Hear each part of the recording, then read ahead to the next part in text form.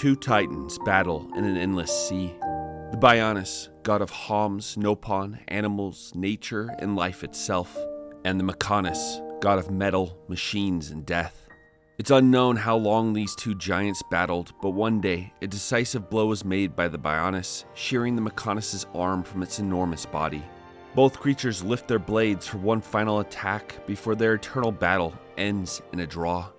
You are not just witnessing the birth of a world, but the creation of a prolific video game series.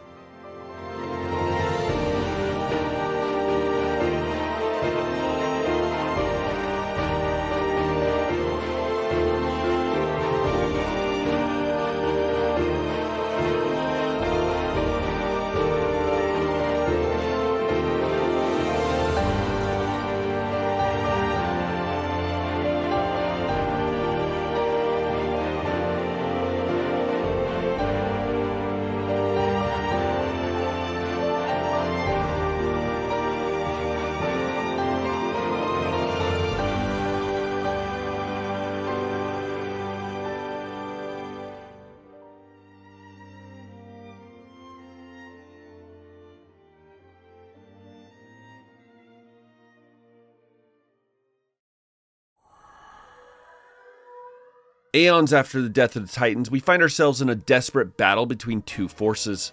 Dunban, hero of the Homs, leads a band of soldiers against the Mechon, a race of mindless machines whose only desire is to kill and devour living beings. Using a blade only heard of in legend, the Monado, Dunban convinces his two companions, Dixon and Mumkar, to buy the Homs time to escape by making a full-on assault on the enemy. Dixon, who seems to be just as crazy as Dunban, agrees, but Mumkar has different plans.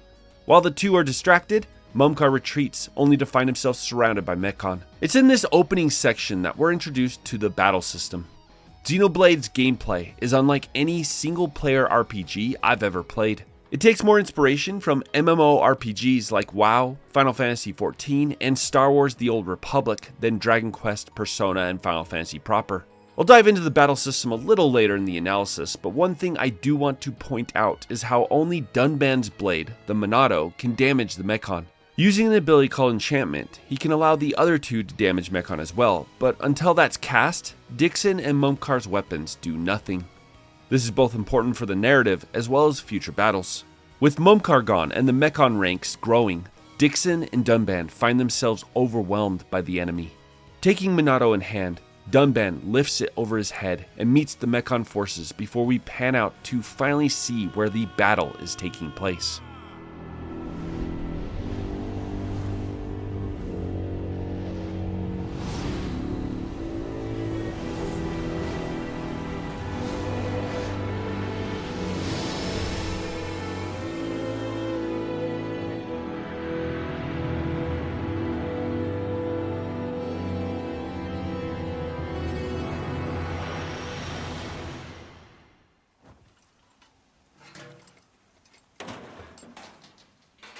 Our story then moves past the perspective of Dunban to the main protagonist, Shulk. Shulk is a lovable mechanical scientist for Colony 9. While scavenging for machine parts he can turn into weapons, he's attacked by a Crabble.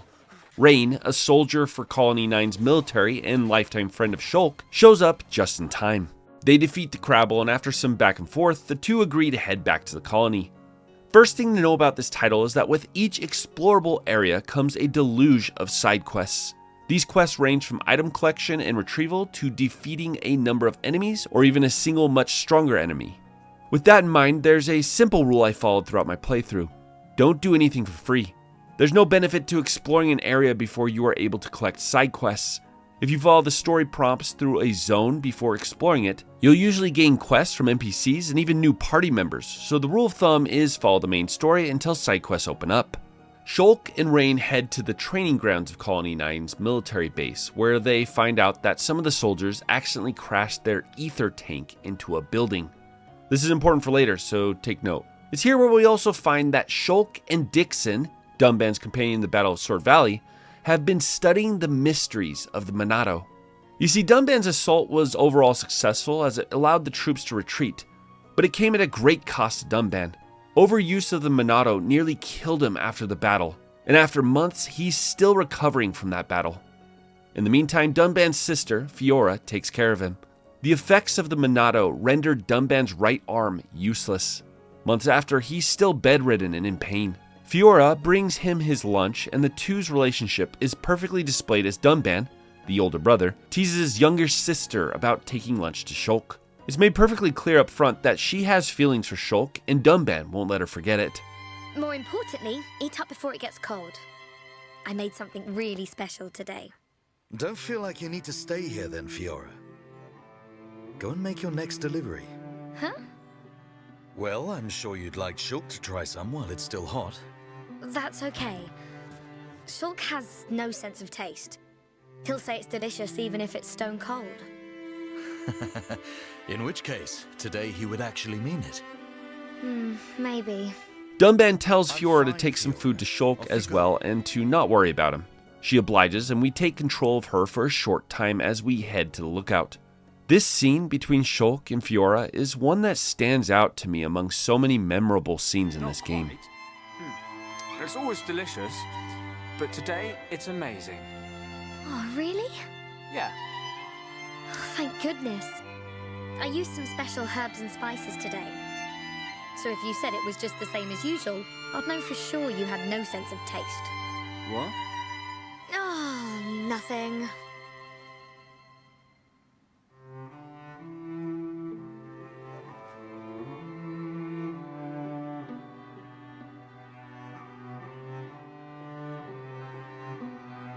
The breeze feels so good.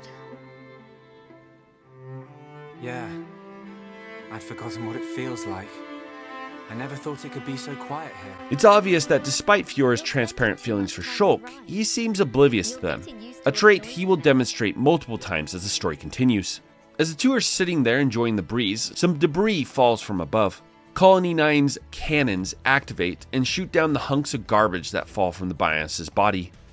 Shulk decides they should head back, and it's here where we're introduced to Heart-to-Hearts and the Affinity mechanic. Xenoblade is an enormous title, filled with hundreds upon hundreds of NPCs. Every side quest completed, every conversation had, will add to an affinity chart for each individual zone. There are 5 main zones in the game, and each starts with 0 affinity that will slowly be filled as you complete quests and get to know the struggles of the area's inhabitants. Each party member also has the same affinity gauge, and through battling together, exploring new locations, and participating in Heart-to-Hearts, that affinity will grow. Without getting into too much detail, the party member affinity allows you to share passive skills with each other. This will be important for our final builds, but for now, let's leave it at that. We then switch perspectives again to Rain, who is inside Shulk and Dixon's lab. As he inspects the Monado, he makes the first of many poor choices he'll make throughout the narrative and takes hold of its hilt. The Monado activates just as Shulk and Fiora show up.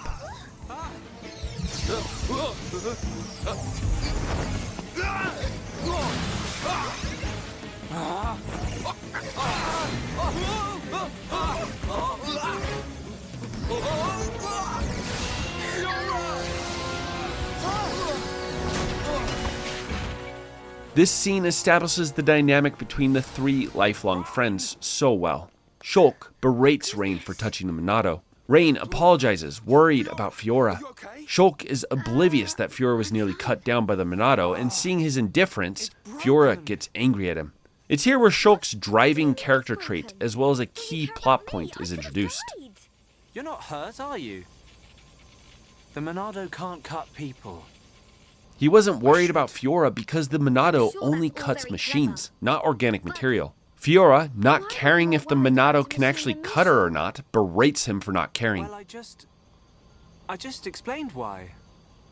That's not the point. Sorry. Another key thing that happens here is Shulk, as he takes hold of the Monado, seems to see a vision of some sort.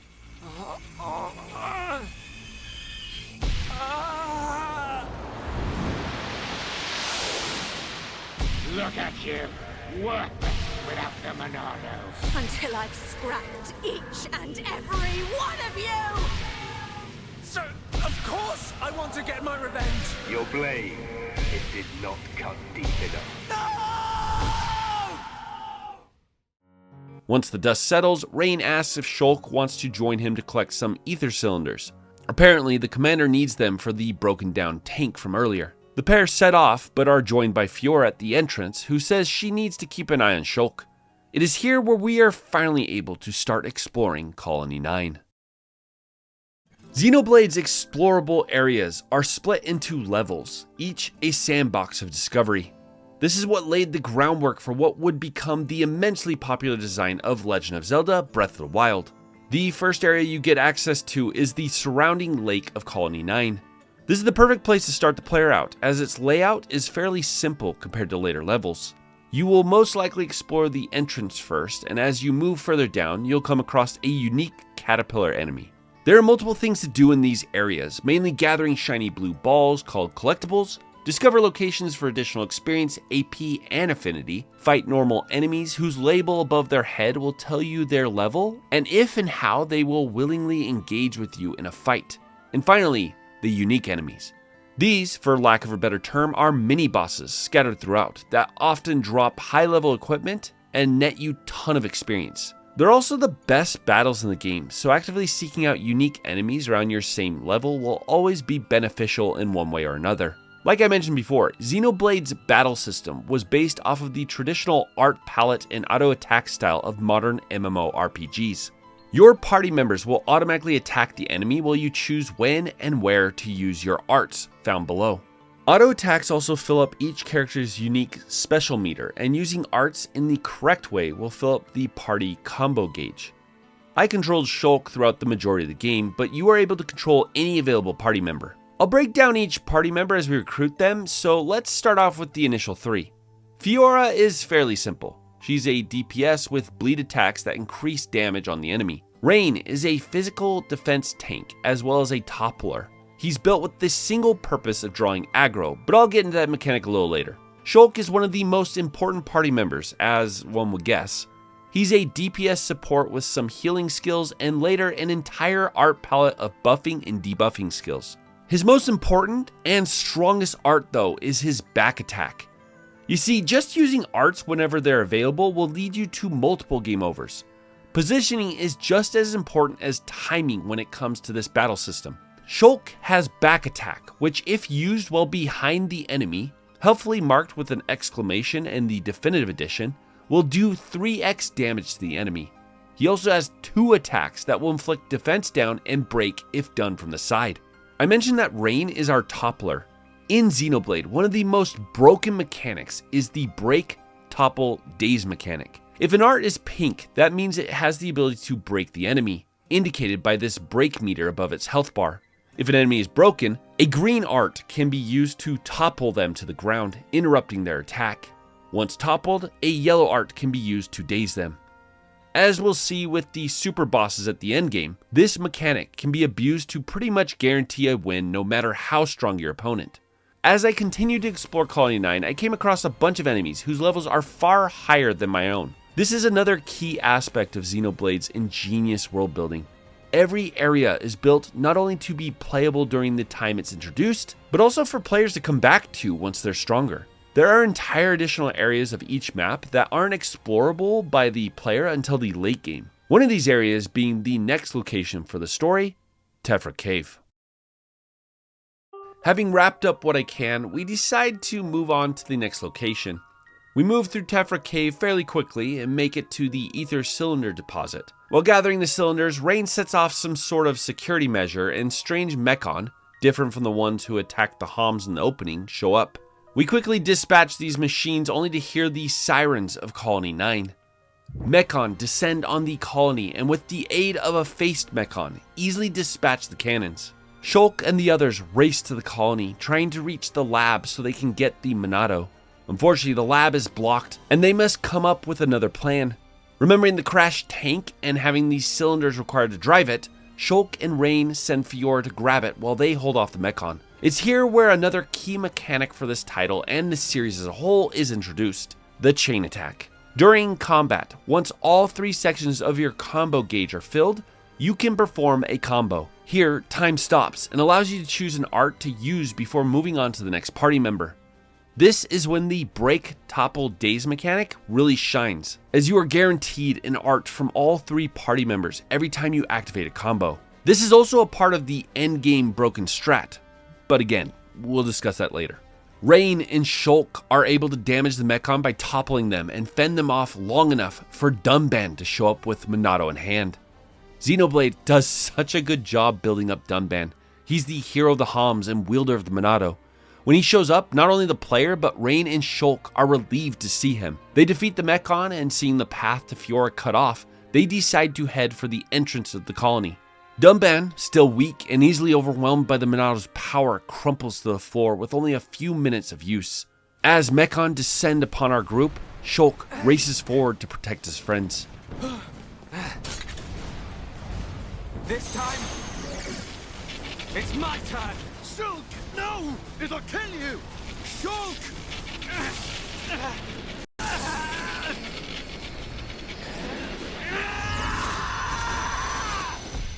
Shulk activates the Monado and is able to see the future. The other 2 are amazed as Shulk easily dispatches all the Mechon with ease. Having no time to think about what just happened, the 3 of them hurry to the residential district.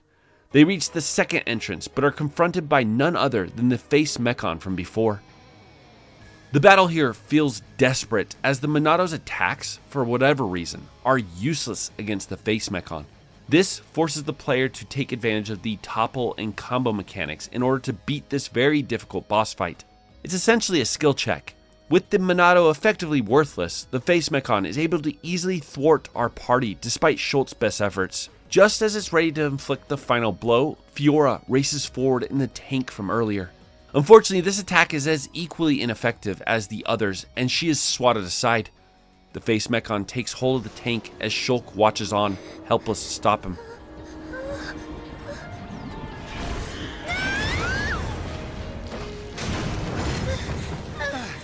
Fiora!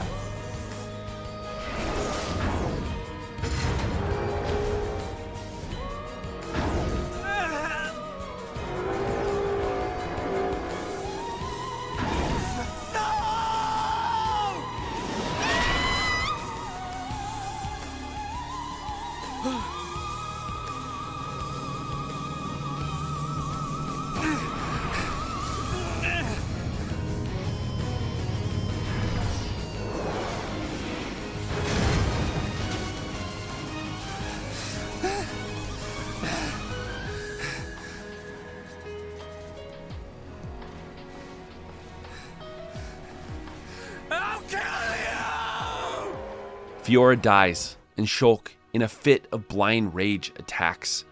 Once again, the attacks on the face Mechon are ultimately useless, and after another boss fight, the Mechon retreats from Colony 9, leaving it a smoldering mess.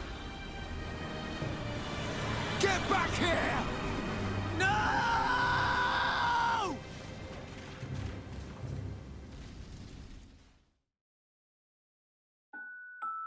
Picking up the next day, we find Shulk pondering the events of the night and coming to terms with the death of his friend. A death of a party member isn't new to RPGs.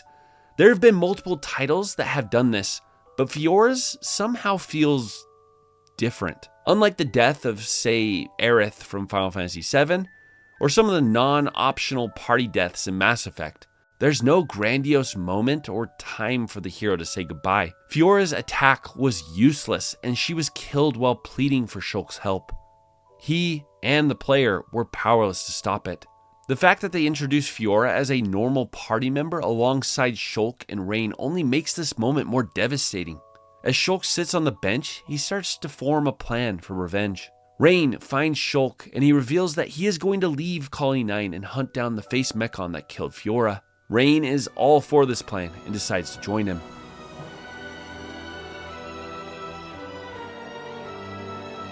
Right then. Yeah.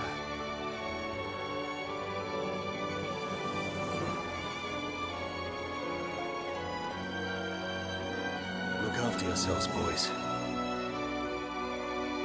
As soon as this heals, I'll be right behind you. And then we will seize our destiny together.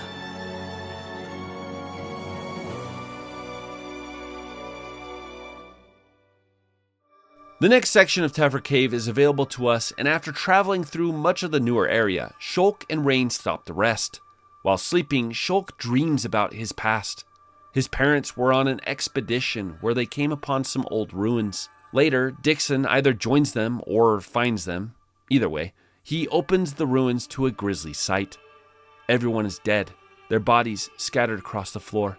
Inside the ruins, placed on a pedestal, is the Monado, and underneath it lies the only survivor of the tragedy, Shulk. We then see a vision where a strange voice asks Shulk about the true Monado. Do you wish to change it? Huh? The future.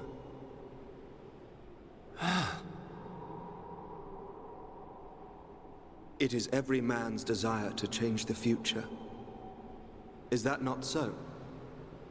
Even if everything has been predestined, will you not oppose it? The Monado is now in your hands. The Monado will grow with you. If you can find the true Monado, the future is yours. Shulk is awakened by Rain's calls for help. A group of spiders attack their camp, and during the commotion, Rain and Shulk are separated. Shulk once again sees a vision of Rain backing into a corner before a giant spider impales him. He chases after his friend until they reach the foretold spot. Rain begins to back away, just as Shulk's vision predicted, until Shulk, with the power of the Monado, does this.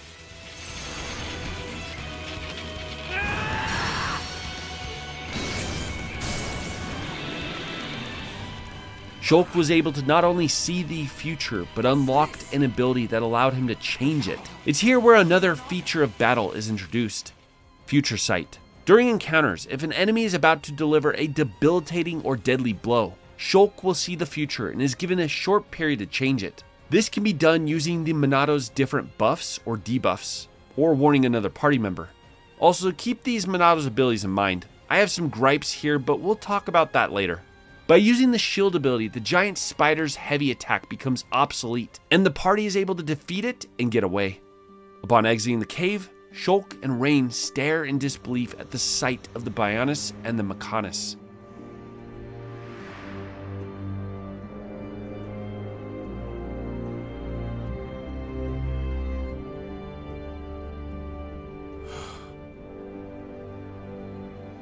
We are on the Mechonis' knee, and it's here at Guar Plains that we get to experience the very essence of Xenoblade Chronicles.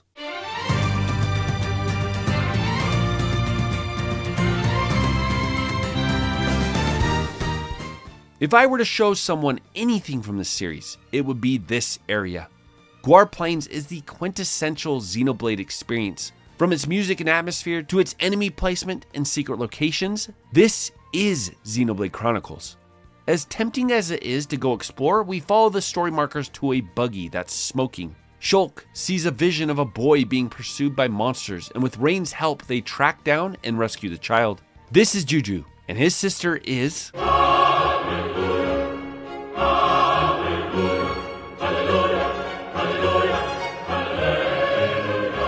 Yeah, she's a healer. Sharla, after berating her brother, turns to our group. She explains that they're refugees from Colony 6, and like them, the Mechon attacked in overwhelming numbers. But unlike Colony 9, Colony 6 did not weather the attack. Sharla escaped with some refugees and left behind Colony 6's leader, Atharon, and her, fiance/adopted father? Yeah, their relationship isn't very clear, to be honest.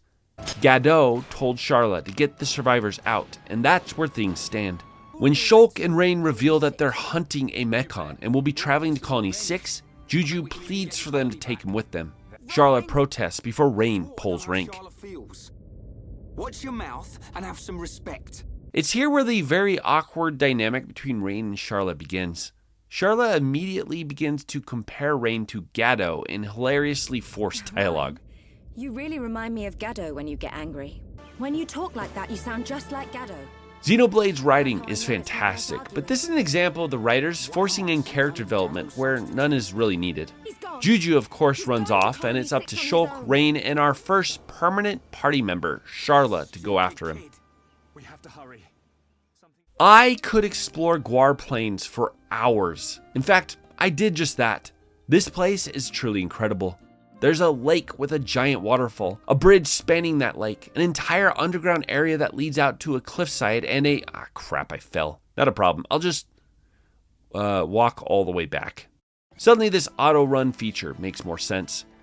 No matter which area we're talking about, Xenoblade does suffer from tons of space, but not a whole lot to do. There are side quests, items to find, and crystals to mine. And as you discover locations, quick travel points will appear. But not everywhere.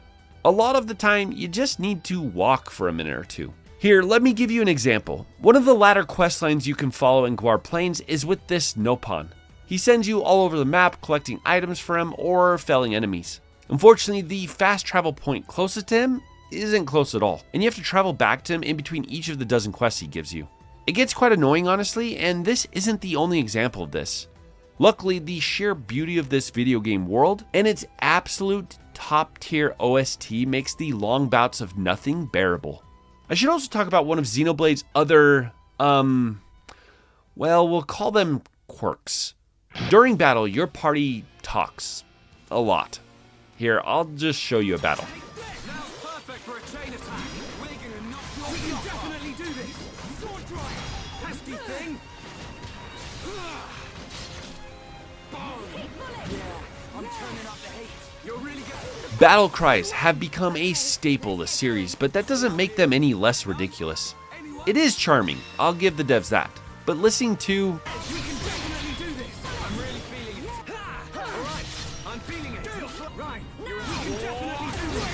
over and over and over again becomes a nuisance after a while.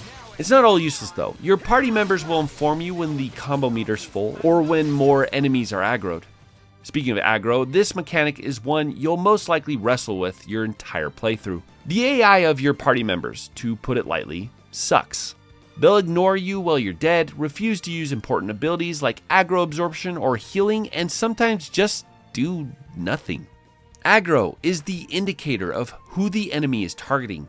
It will default to the character that dishes out the most damage unless another party member has the ability to absorb or build aggro, or you have equipment that lowers your aggro, or a skill that diminishes it. Shulk has an ability that cuts his aggro in half, but because he was my chosen controlled character, I almost always had aggro on me. The intended tank of the party, for now being Rain, should be the one to be targeted. But again, the AI doesn't do its job well, which forces me to hold off on attacking or backing out of the fight for a second to let his damage catch up. Sharla is our first example of a full support unit. Shulk has a singular heal and some buff arts, but Sharla's kit is almost entirely built around healing and support. This is incredibly useful in these opening hours and continues to be useful until the halfway point. By then though, you'll have more efficient methods of healing and ultimately she becomes obsolete. As far as mechanical party members go though, she's one of my favorites. I love the idea of a combat medic, and had they implemented her mechanics better, Sharla would have stayed as a permanent party member. Sharla as a story character though, well, she's alright I guess. We track Juju's movements before discovering his crashed buggy. Upon seeing the buggy, Shulk has a vision of Juju and Sharla dying to a tentacled Mechon that Sharla just straight up accepts. She doesn't even question the fact that he can see the future. Initially, Sharla just isn't a very well written character, but she gets better as time goes on. The group continues forward until they come upon the very spot from Shulk's vision. Wait! Sharla!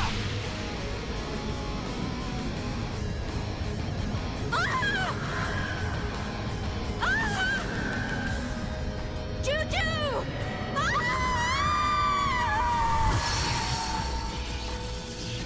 Another new symbol's appeared on the Monado. Can I save her? Of course you can.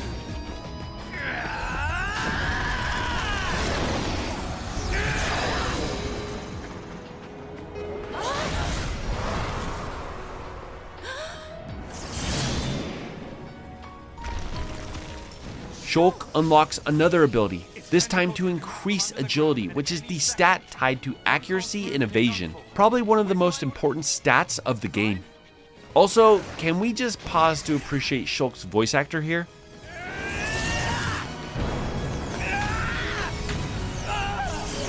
And Charla for doing this. They defeat the tentacled Mechon, but Shulk remembers seeing another Mechon in his vision and readies the group. Another face Mechon appears, and again, the Monado is useless against it. This time though, the Mechon speaks. Our team struggles to fend off the Mechon, and he easily defeats us. Laughing at our pathetic attempts to defeat him, he takes Juju as a hostage, forcing our crew to continue onward to Colony 6. This is as good a time as any to talk about equipment. Every piece of armor comes in 3 varieties: slotted, pre-slotted, and non-slotted. These slots are for gems that you can craft in this admittedly confusing minigame. They don't do a great job at explaining this one. Essentially, you choose one player for their ability and the second character for the quality of flame. The mechanics aren't worth going into, but you craft gems used for a plethora of things. These gems are key to character builds and beating the harder bosses later on in the playthrough.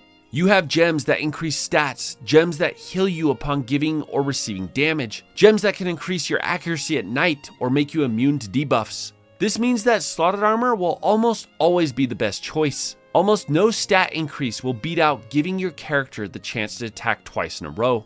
There are a few useful pre-slotted armor sets, especially in the endgame, but any equipment without a slot is effectively useless. I fell again. Upon reaching Colony 9 and entering the ether mines below, we come upon Otharon fighting the Mechon. After saving him, we find out that Gado, Charla's adopted father/fiance, has died. Finally, something he and Rain don't have in common. You really remind me of Gado. Shulk sees a vision of what's to come, but doesn't share it immediately because he didn't see Juju and worries he might already be dead. Also, Charlotte doesn't seem too bent out of shape that Gado's dead. Her relationship with him is one of narrative convenience, as you'll see later on. Rain recognizes the signs of Shulk's visions and chews him out for not sharing. All that power, and you still keep getting it wrong. Better to use my brain than my fists. Shulk, I may rush in head first, but at least my head's useful for something. Okay, I get the idea. I ain't done yet.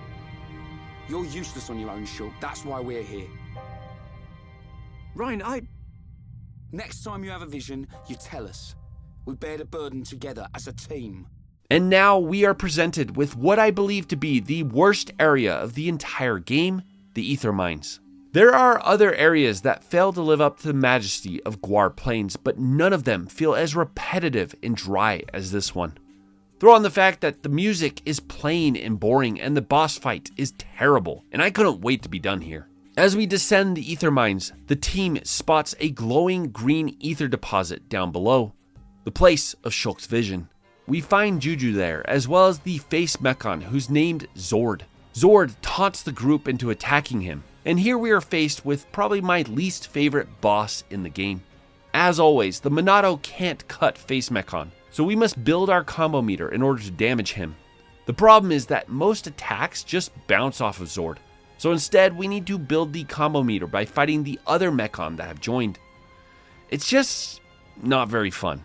Seeing Shulk and team's desperate fight, Otharon climbs aboard a mining vehicle and crashes it into Zord, sending him flying into the ether pool with Otharon. But this isn't supposed to happen. Otharon! Gado, I'll see you before long.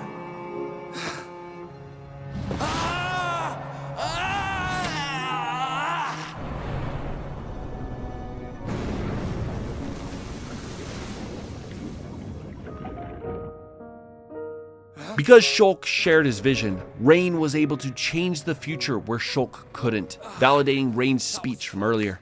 Otharon, grateful to still be alive, thanks the others and gives Charla Gado's old rifle. Again, Charla doesn't seem very sad. She jokes with Rain moments later as they take the elevator up the shaft. Unfortunately, Zord isn't dead yet, and we are forced into another boss battle with him. Also, the audio here was wacky. For whatever reason, Zord's voice is way too loud. They're able to defeat Zord, Shulk cutting off his arms and legs before sending him crashing back down. This dangerous side of Shulk is what is driving the narrative right now. Just barely escaping the blast, our party finds themselves face to face with a Zord army. Metalface appears as well and taunts them about Fiora's death. I got a good memory. Fiora, get out of there! Get out! The cracks in Shulk's calm demeanor begin to show, his thirst for vengeance beginning to overcome his more logical side. Those words will be your last! Just when things start to look grim, Dunban and Dixon show up to save the day. Dunban, using a blade forged from the bodies of Mechon, slices down the surrounding army with ease. Dunban is our first party member without a defined role. Unlike Rain and Charla, whose builds are obviously built towards tanking and healing, Dunban can be built as either a DPS or an evasion tank. He has devastating attacks, a topple art, a bunch of auras that give him different buffs, and unfortunately, only a single aggro art. That aside, he's one of the best tanks in the game, so I swap him out for Rain and take on Metalface. The battle is scripted, which is increasingly becoming more common with boss battles, and if I'm being honest, takes away from the tension in the moment. Better to just make this a cutscene than have me slowly grind the enemy to 3/4 health. The battle is interrupted by a strange flying creature called a Tlethia who attacks Metalface. Seeing the Tlethia seems to trigger a much larger and far-reaching vision in Shulk. He sees a tower, some sort of giant shackled to pillars, strange humanoid people with wings on their heads, and a new face Mechon. In the vision, Shulk attacks the Mechon, and the Monado actually damages it. What he finds inside, though, begins to explain why the Mechon slaying sword didn't work on the face Mechon. The Tlethia forces Metalface to retreat before then returning to a mysterious figure. You did well. But what of the boy? Ah. Well then, there is much to be done.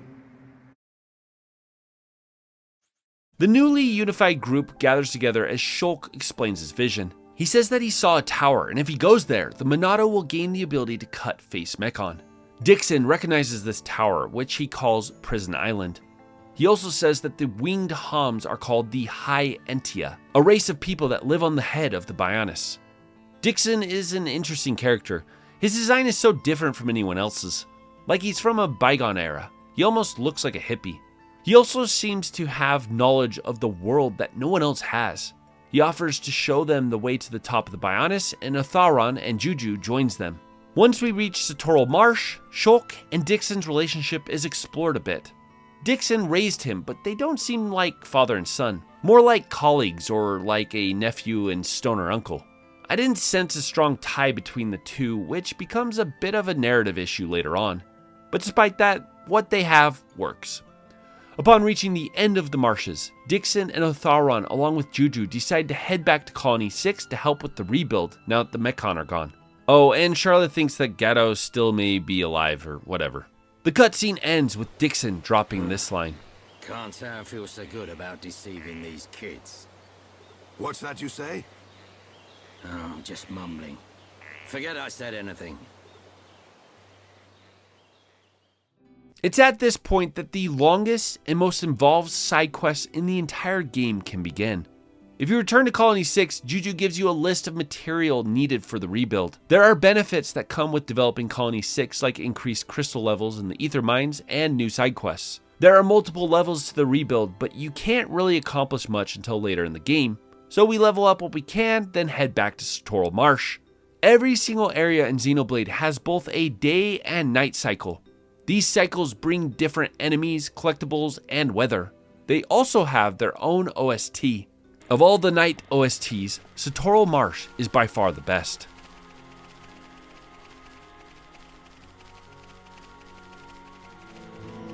I want to take this time to talk about a sticky subject in Xenoblade, and that is its side quests. There are a lot of side quests in this game. I'm talking about hundreds upon hundreds of fetch quests, bounties, and NPCs to talk to. This has both benefits and drawbacks. The benefit is that if you are completing the different side quests you receive along the way, you will have no need to grind, as most quests offer a substantial amount of experience to the player. The drawback is, well, they're boring, repetitive, and sometimes needlessly confusing. Every area in the game usually contains some sort of special quest line, something that may take you to a unique location or require multiple side quests to complete. A good example is the Giant's Key and Giant's Treasure side quest in Satorl Marsh. There's this stone temple filled with lizard soldiers that you can explore. Once the quest opens up, you receive a key to the temple, and after taking out the king of the lizards, you must find a passageway to the top. This took me so long to figure out. I suppose if I actually read side quest dialogue, then perhaps there was a clue somewhere. But that's a ton of dialogue. So instead, I just kept searching around until I pretty much by accident discovered a false wall behind the throne. Another irritating quest type are bounties that require a certain weather type or specific time to appear. It's not like the side quests are a massive problem, and at the end of the day, they are optional. But it's a notorious feature of this title and the series as a whole that's frequently cited as a nuisance. After wrapping up the available quests in both Satorl Marsh, Colony 6, and Guar Plains, our party climbs this large temple-like structure. At the top, Dunban and Shulk pause to have a conversation about the Monado. What is it, Shulk? It's about the Monado. I'd like to ask your permission to use it a little longer. We head through a cave entrance and into the innards of the Bionis. It's here where Shulk observes a crucial detail about the Titan. What is it, Shulk? Oh, nothing. It's just that it feels like the Bionis isn't really dead. We continue forward before we get our first perspective of the Mechonis. A new face Mechon, dubbed Face Nemesis, is being assembled, and surprisingly, it would seem that a human female body is being placed inside. It's here where we see our first true citizen of the Mechon. This woman goes by the name Vinea, and after completing Nemesis, addresses it as her mistress, Lady Maineth. After that, we switch back to Shulk's group as they ascend the Bionis' interior before exiting out into a lush forest area called Machina Forest. Machina Forest is technically our 8th explorable area, and at this point, I know the drill. Complete the story section until side quests open up, then explore. As we enter the forest, our perspective switches once more to a band of High Entia. They're being attacked, or are they attacking, a Tlethia? The soldiers of this band gathered together to protect the young woman, Lady Melia, and attack. The Tlethia easily dispatches the group, leaving Melia alone. She holds up her staff, gathers the ether in the air, and lets out a destructive attack on the creature. Bestow the light of your life unto me!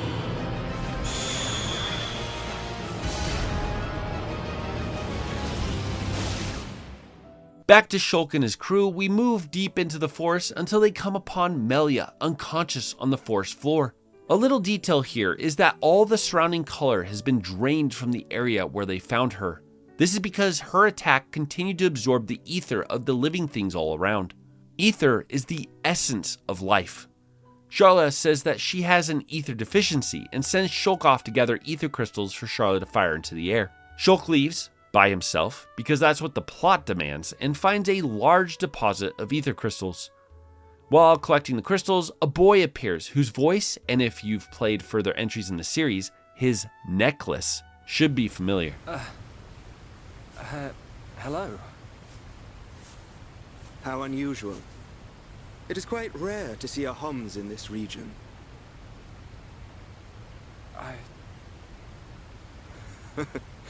I suppose you're wondering why I am here in that case. Then permit me to introduce myself. My name is Alvis. Shulk recognizes Alvis from his visions, but before the two can continue their conversation, they are attacked by a Tlethia. Shulk fights it, but the strange creature seems to have the same ability as Shulk, as if it can anticipate his every move. Shulk is thrown to the floor and frustrated that none of his attacks are working. Alvis reveals that Tlethia can read your mind. He says that you must stop it in its tracks first, then he does this. No, Alvis, stop! You don't know how to... Huh? A new symbol?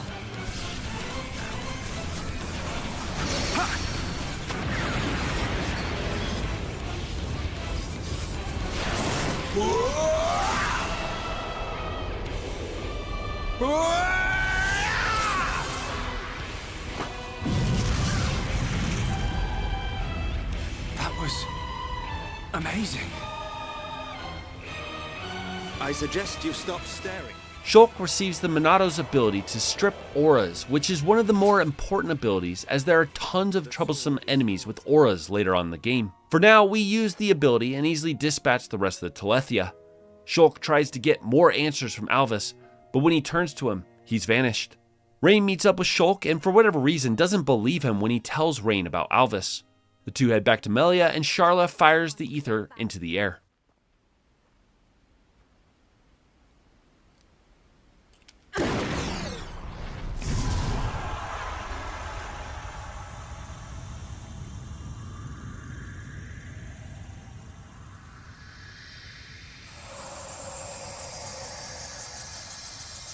Wow. Unbelievable. Yeah, she's coming round. All thanks to our medic. Are you okay? Where am I? Everything's fine. You're gonna be... Get your hands off me! Ah! Hey, watch it! Forgive me. I did not mean to... I think this is a great introduction for Melia. She says that she's never spoken to another Homs male, which is confusing to the crew as they think she's Homs as well. Melia is resistant at first to trust them, but realizes that they are her best hope for getting out of the forest alive and continuing her quest for the Tlethia. Melia is our 5th party member and perhaps the single most confusing character when it comes to arts and builds. Melia is an ether-based DPS, healer, support, debuffer, and yes, she's as broken as she sounds. Melia can summon up to 3 elements that, while activated, give out area of effect buffs. The thunder element ups ether, the fire element ups strength, the wind element ups agility, and so on. You can then dispel elements for different attacks. What truly makes Melia a devastating party member though is her Spear Break and Starlight Kick combo. This is the best topple combo in the game and will topple almost every single enemy in Xenoblade. The problem with Melia though is that she must be controlled in order to get the most out of her. Melia's AI has no idea how to use the elementals correctly and her timing with Starlight Kick is questionable. Because of this, I chose to pass on her and keep my party of Dunban and Sharla. We head even deeper into the forest until we reach Nopon village. The Nopon are these strange creatures who, like the Homs and High Entia, are inhabitants of Bionis. They're also a staple of the series, for better or worse. We walk... What the hell is wrong with Melia's walk? Anyway, we walk into the village to find that the Nopon know Melia. They call her Bird Lady, which further confuses the group. Melia introduces Shulk and team to the chief of the Nopon and asks that he gives us passage to the top of the Bionis. Melia will stay behind to finish her mission. Shulk, sensing Melia's apprehension, tells her she can come with them, but she says that she must first defeat the Tlethia that killed her attendants. Shulk offers to help and says that he defeated some Tlethia earlier. Melia is predictably surprised, so Shulk fills her in on the Monado. We find out that the Tlethia Melia seeks, the primary Tlethia, is healing somewhere in the forest, and the group decides that they'll hunt it down before it can fully recover. The Nopon chief offers up the hero of the Nopon, or Heropon, Ricky.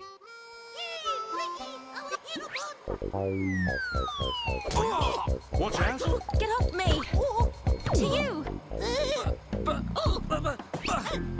Right in the... Take this, Fumble! That's not good. Look, I don't dislike Ricky at all. In fact, I don't dislike the Nopon. But I'd be lying if I said that they don't quite fit in with the vibes of Xenoblade Chronicles. Ricky is our 6th party member, and his build is unique to say the least. He's pretty similar to Dunban in the sense that he can be built in 2 opposite directions, a physical tank or a debuffer DPS. He also has some unique abilities that no other party members share. Ricky's main ability is stealing items from enemies. As you gain more passive skills through the affinity chart, he gets the ability to steal HP, experience, and AP along with items. I've seen builds that involve Ricky, but ultimately he's best as a tank, and unfortunately, Dunban is a better tank. So like Melia, I choose to pass on him and keep my current team. Now with our 2 new party members and a massive amount of Nopon side quests available, we head out to explore Machina Forest. Machina Forest and the next area, Aerithsea, are massive zones, but both have a similar issue. The majority of these areas are mostly water, especially Aerith Sea. It's not a major issue against them, but if you want to discover all the different locations, be ready to swim a lot. I mentioned this before, but there are side quests that require certain weather patterns, and from this point forward, they start becoming much more abundant. Our group tracks down the Tlethia and finds it wounded, with the surrounding ether being drained from the grass and trees.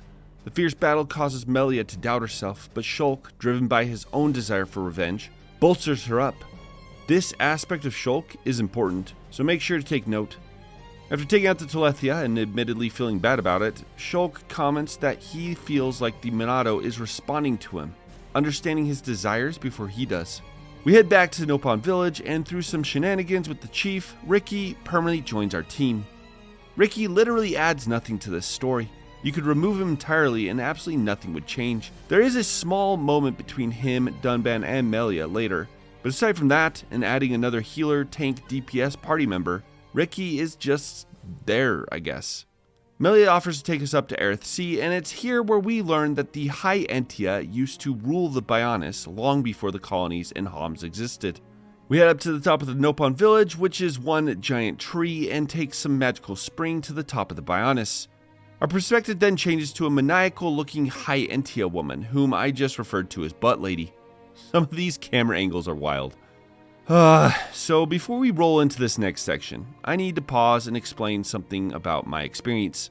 Xenoblade's story to this point has been well-paced and full of fun character interactions. This next section, though, with the High Entia, has always felt forced, maybe even rushed to me.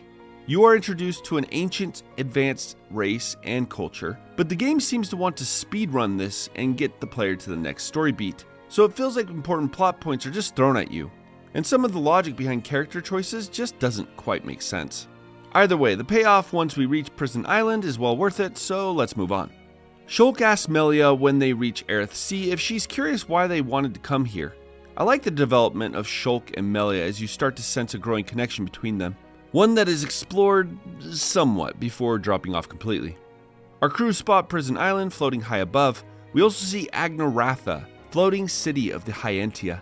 Upon reaching the city, we're met with guards who bow to Melia, calling her Your Highness.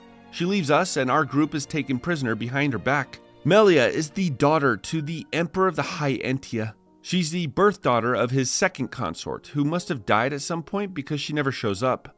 We also find out that Butt Lady, yes, I'm going to stick with that name, is working with the first consort, who is not happy that her son Callian is being overlooked as successor to the throne for Melia. Melia is congratulated for beating the Tlethia, which seems to be some sort of test for succession.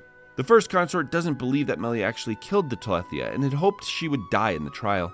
As if all that wasn't enough, we also find out that the High Entia arrested Shulk because of a prophecy that said that the Monado would return and destroy their people. Yeah, like I said, there is a lot that is just thrown out there to the player. It's difficult to follow, but I'll try my best to keep us on track. Melia defends Shulk and team while Callian, her brother, supports her. He would be considered for the throne, but he has refused it, believing Melia to be the rightful heir to lead their people. We learn that Butt Lady is the minister and seems to believe that Shulk will be a tool she can use in her schemes. We also find out that Alvis is the Grand Seer of the High Entia.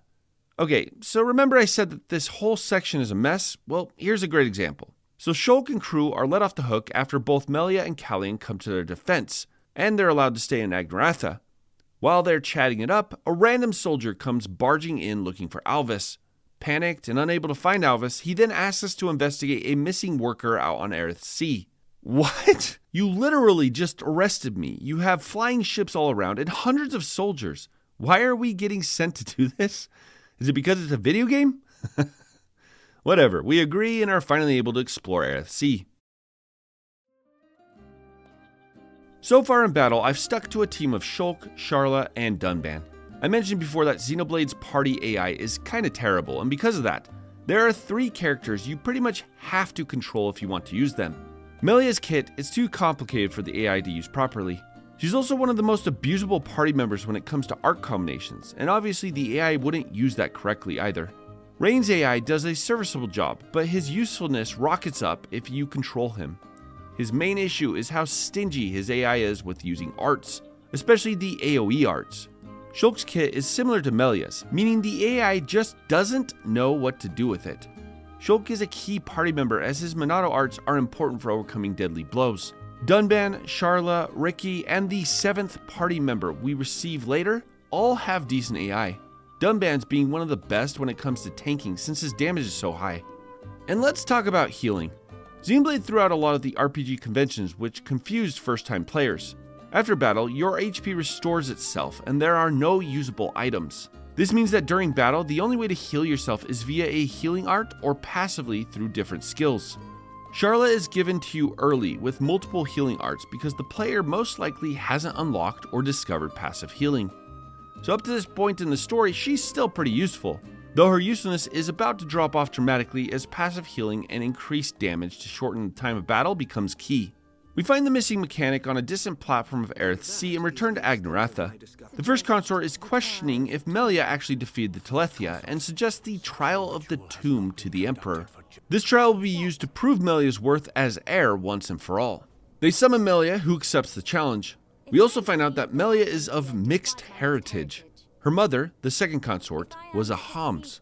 Apparently this is a long-standing practice of the High Entia, though it's not explained why at this moment. I mentioned auras back when we fought the Tlethia in Machina Forest. Enemies with auras are indicated by a spiky frame around their name card. It's also the single most annoying mechanic an enemy can have. Oops, I fell again.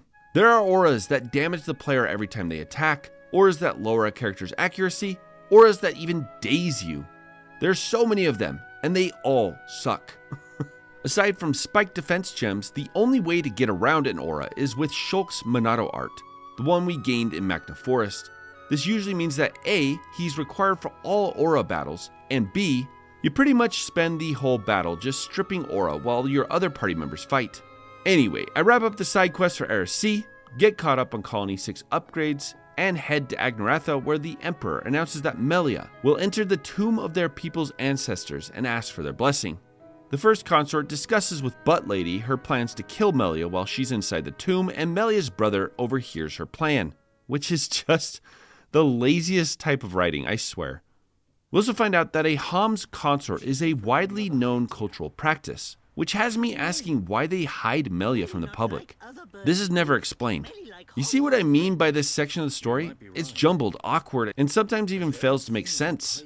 The first consort's assassins show up in our room to kill us and stop us from helping Melia. This is the first time we've faced human enemies, and cleverly, the Monado doesn't work on them. Alvis and Callian show up to stop the assassination, but we already took care of them. Alvis foresaw the attack and had rushed to help. Who is Alvis? Similar to Dixon, his clothing is so different from everyone else. Also, we know he was the voice in Shulk's visions, so he's been connected to Shulk long before they met. Unfortunately, we only get more questions after speaking with him. Shulk offers to head into the tomb to save Melia. Callian is resistant until Dunban points out that we're not High Entia, and so the rules don't apply to them. Yeah, alright, sure, whatever, let's get going. Inside the ruins, we find that they aren't some ancient sepulchre, but a computer system that scans the royal family for their DNA. The computer system explains to Melia that it's a replica of her ancient ancestry, and that its purpose, given to it by the emperors of old, is to integrate the High Entia's genes with the Homs. This is by far the most interesting plot point presented in this story section, but we still don't know why that is.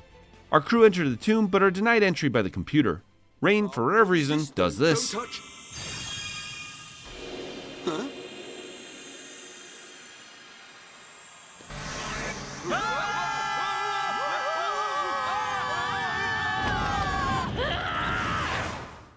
Now inside the tomb, Shulk races ahead to try and find Melia before the assassins. And I fell again.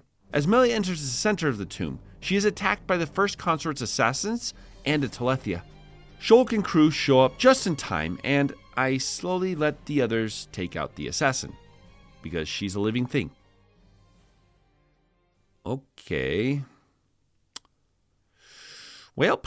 This assassin's name is Tyrea, and she will become important in the DLC, but for now, we save Melia and hurry back to tattle on the first consort. Having finally wrapped up the terrible High Entia arc of the story, Shulk meets with the Emperor to have one of the more important exchanges in the game.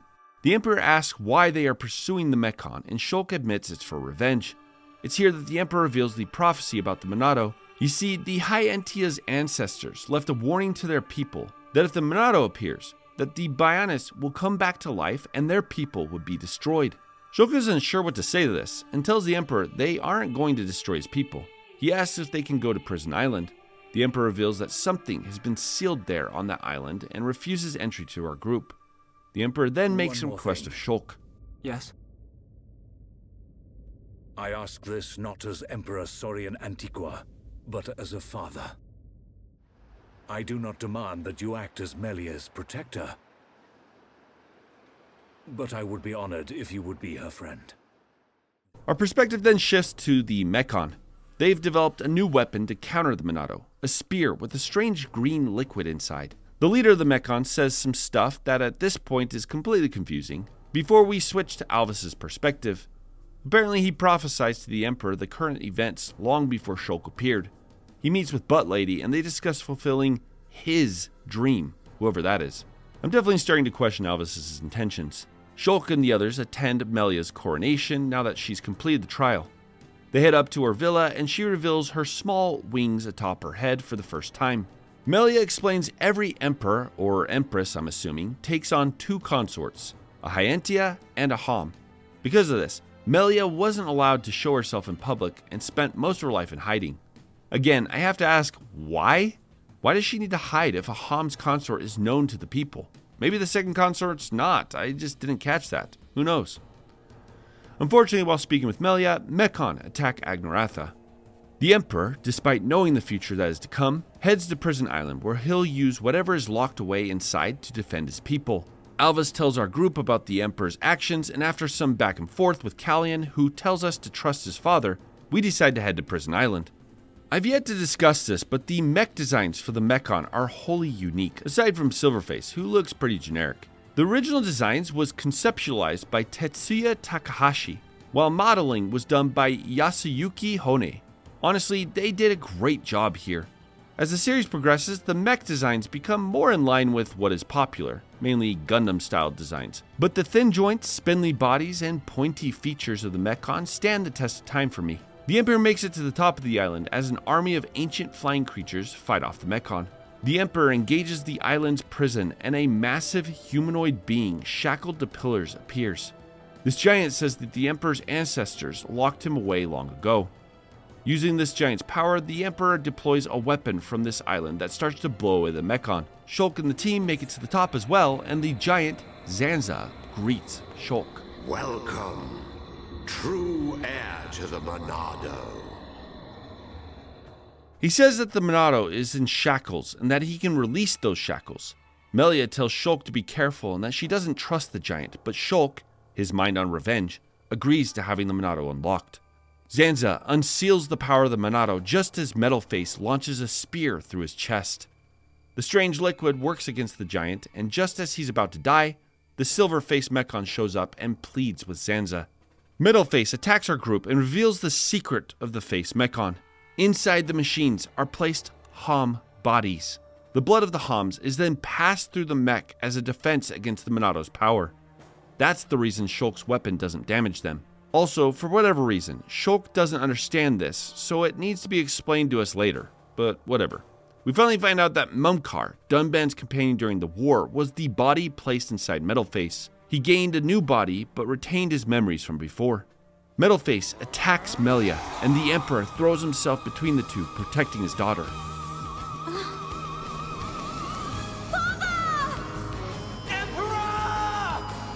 The Emperor dies, and Shulk, enraged, asks Zanza to finally unlock the Monado. Mechon. It's not over. The people of Bionis will never let you triumph.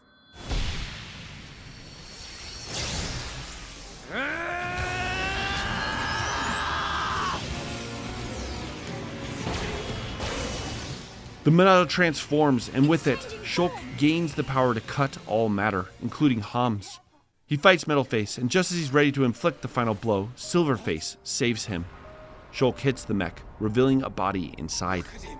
The Monado was changed. Good. Now you feel it. Swing the blade to your heart's content. Wait. Is this what you truly desire, Zanza? I see now. It is as I suspected. You exist outside the pre-established harmony. Is that... a haunt? No way. Fiora's body was used inside the Silver Mechon, though unlike Mumkar, she seems to be an entirely different person. The Mechon retreat, leaving the Emperor to die in Melia's arms.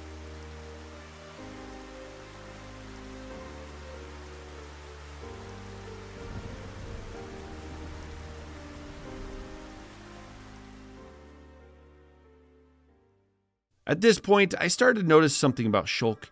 The story frames his quest for revenge in an altruistic light, yet it's really only brought a bunch of death and destruction to the people of the Bionis. Despite this, Shulk asks Melia to come with them and seek revenge for her father. We then shift over to Alvis, who seems to have a history with Zanza. He states that he does what is necessary for the world, which sounds ominous. Back in our villa, Shulk and Dunban ponder the idea that Fiora may still be alive, despite not being herself. But Shulk, don't get me wrong. I'm not sad. Even if she doesn't recognize me, I'm glad to know she's alive. After this, the two decide that they're going to get Fiora back. Also, Melia asks about Fiora, having an interest in her and Shulk's relationship. I think one thing to note here is how complex the relationships of our party members are. Dunban is the previous wielder of the Monado. Melia is a proud empress who finds herself romantically interested in Shulk, though her pride would never admit it. Melia tells Shulk he needs to go after the one he loves, and thus starts the tragedy of Melia. From this point forward, she becomes so irrelevant in the story that I forget she's there. Melia says she'll stay in Alchemoth and act as ambassador for the gathering Bionis Alliance. But Callian has other plans. He reveals Melia's decoy and says she should go with them to seek revenge for their father. Melia agrees, and Alvis asks to join our group. He states that we need to travel through Valak Mountain to Galahad Fortress. Also, we get peak Sharla as they leave.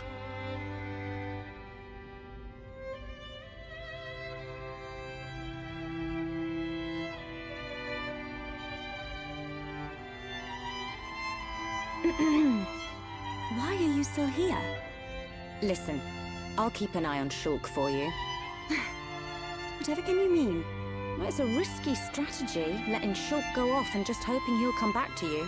Shulk and I are merely... Yeah. But remember, the longer he's away, the more chance his feelings for you will fade. But once we find this Fiora, I will personally whisk him back here in a heartbeat. Don't give up. I appreciate it. Great. Don't worry, Melia. I'm on your side. I have to say that as the game continued, I felt the side quests just get more annoying. There's nothing like grinding low-level enemies for rare items, only to get an inventory full of sweaty cloths. Take this! You never stood a chance. Okay, let's get going. 1 out of 5? I'd rather have fewer side quests with more thought put into them than this laundry list of tasks, but whatever. I wrap up what I can and head to Valak Pass. Valak is a breathtakingly beautiful area. It's all downhill, which makes traversal a lot more interesting than past areas, and the music is an absolute vibe.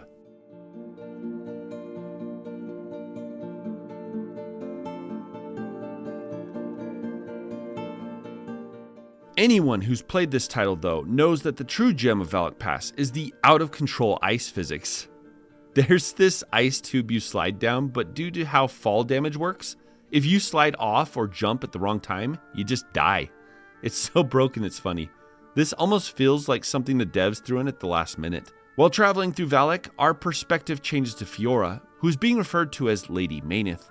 Lady Maineth is contemplating with Vinea, the one who originally revived her, why Zanza would free the Monado and why choose Shulk. Back to Shoal's group, Alvis asks if they can stop at a certain location, one we've seen before. After traveling down the mountain, we reach Ose Tower. This is where the Monado was found and where Shulk's parents died. It's here where Alvis explains how their future vision works. Have you always been able to see the future? You told me you were from a long line of seers. Did you have the ability from birth? Once, I too came into contact with the Monado. Those that are to be seers must touch the Monado, and a chosen few receive our power. That is the ceremony of my family. Silverface shows up shortly after, but Metalface interrupts before Lady Maynth can explain what's going on. He takes Fiora hostage and taunts our group before Melia gets the slip on him. We then go into like our 100th fight with this guy. I guess this is as good a time as any to talk about the Monado arts. Every character has a special art whose cooldown fills every time you perform a standard attack. Dunban's is a high damaging 3-hit combo that absolutely shreds the enemy. Melia's is dispersing her summons, and Ricky's is the steal ability I spoke of earlier. Shulk's is an entirely separate art palette of Monado arts. These arts are incredibly useful, especially in the late game. They will often buff your party or debuff the enemy. The problem is that the devs got cute and made each one of the arts a Monado symbol, which makes them impossible to tell apart. You either need to use the recommended art, which isn't always the best one to use in the moment, or you need to memorize the placement of your arts. It's not like a huge thing, but it is super annoying. So are these scripted battles. Mumkar's motives are made clear as he scolds Dunban for always being the hero. A gold Mechon appears, which the pilot, Egil, says is the strongest ever produced. This is the leader of the Mechon. He mentions the name Mayneth, who seems to be their god, and takes Fiora back with him. Fiora! Get your hands off her! Fiora! If you want her, come and get her. You are more than welcome on Mechonis. Come and visit any time, Dunban! Mumka! We're coming! And we won't give up!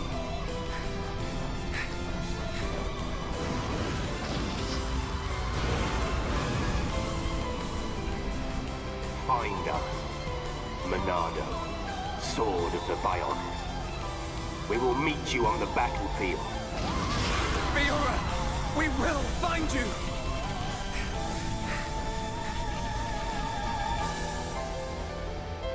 Fiora!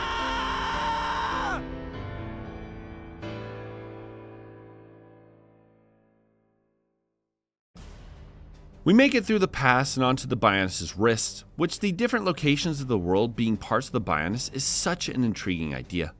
Upon reaching Sword Valley, we get our first look at the new alliance. Alvis arranged for us to restock here before we head to Galahad Fortress. Dixon leads the alliance group and we fill him in on Fiora. After resupplying, Alvis leaves with Dixon and we continue our march to the Mechonis. Sword Valley is literally the sword of the Mechonis stabbed into the abdomen of the Bionis. There's a ton of environmental storytelling going on here. No other area has ever made me feel like I'm just an ant on the Bionis more than this. Green ether flows like a river down the blade, which is the blood of the Bionis. It would seem the Mechon are harvesting the ether to be used in their spears. Also, if you were paying attention, this is where our story started with Dunban in the war. Once we reach Galahad Fortress, our perspective switches to Egil, leader of the Mechon. He, like Lady Mayneth, is wondering why Zanza would unlock the Monado, as all it did was give it the power to destroy life on Bionis. He also doesn't understand why Shulk, a normal boy, would be chosen to wield it. Upon reaching the fortress, we are confronted once again by Mumkar. While taunting the group about people being inside the face Mechon, Charla thinks Gatto might still be alive or something, whatever. And we find out that the green ether is like acid to living beings. We then have our final battle with Mumkar. Dunban races forward with rage in his sword, but is stopped by none other than Shulk.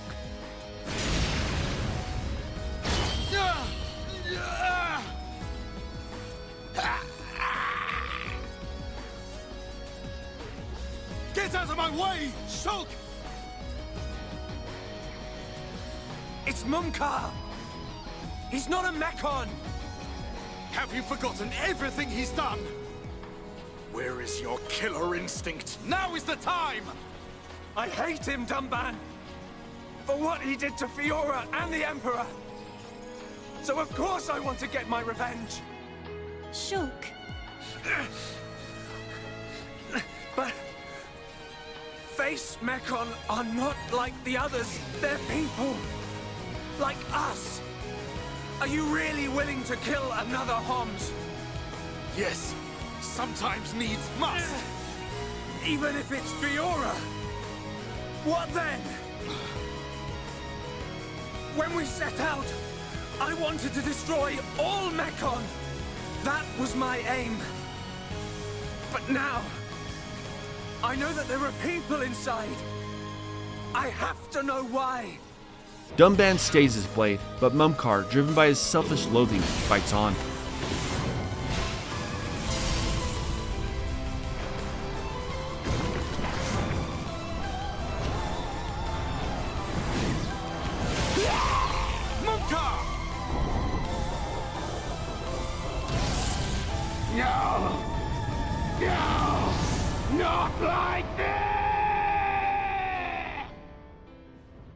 Cutting the butt lady, who is studying the spears, we find out that her, Alvis, and Dixon of all people have some sort of connection. It's at this point that I figured something weird is going on with these three. Shulk and the others dive deep into Galahad Fortress, which is another dungeon I'm not entirely fond of. It's not bad, but it tries to be a little more involved, with you having to turn off a generator, but mostly it's just our group walking around small cramped hallways fighting Mechon. The Mechon are starting to get old. The fact that Shulk has to enchant his party in every battle has started to slow the pace quite a bit. What started as a clever story mechanic has slowly turned into a nuisance, and in these halls, there's no getting around some of these fights. Either way, we make it to the depths of the fortress where we find Fiora. This boss battle was absolute chaos. I had no idea what was going on, and someone in this group of Mechon had a spiked aura that slowly chipped away at our health. We defeat the accompanying Mechon, but retreat as to not have to fight Fiora. Somehow, Egil has suppressed Lady Mainith, turning Silverface into a mindless Mechon. Dunban calls out to his sister and is finally able to break through to her. Egil, irritated at the group of Homs, engages a power called the Apophrika, which cancels out ether waves. The Monado deactivates and Shulk is unable to fight with it. Egil demands the Monado, but Shulk refuses. The next boss fight was probably one of the hardest I've ran up against so far. At this point, because I rushed through Sword Valley and Galahad Fortress, I was actually slightly underleveled. We struggle through the boss and are defeated by Egil. Fiora, conscious somewhere deep inside, pleads with Lady Mainith to help. Help Shulk! Mainith attacks Egil and is able to deactivate the Apophrika long enough to engage the Monado. She overpowers Egil and blows up the fortress in order to take him out. Our group struggles to stay on, but Shulk, unwilling to lose Fiora, throws himself off of the sword and into the ocean below.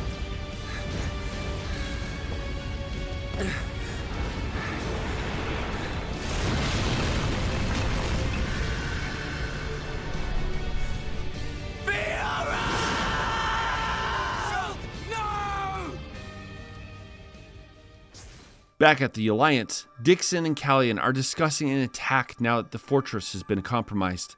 Dixon says he's going to go after Shulk and the others and knows where they are. We then cut to a dream Shulk is having. Someone who looks just like him says he doesn't belong here, and Shulk finds himself falling into the ground. He wakes up on a strange beach where he discovers the wreckage of Silverface. Pulling Fiora's body out from inside, he realizes she's still alive. He quickly gathers some water for her to drink before being treated to the single best moment of this entire game.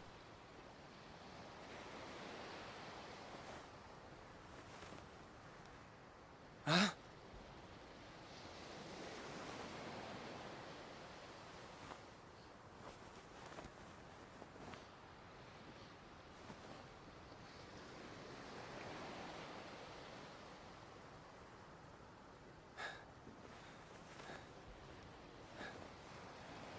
Fiora, you're awake.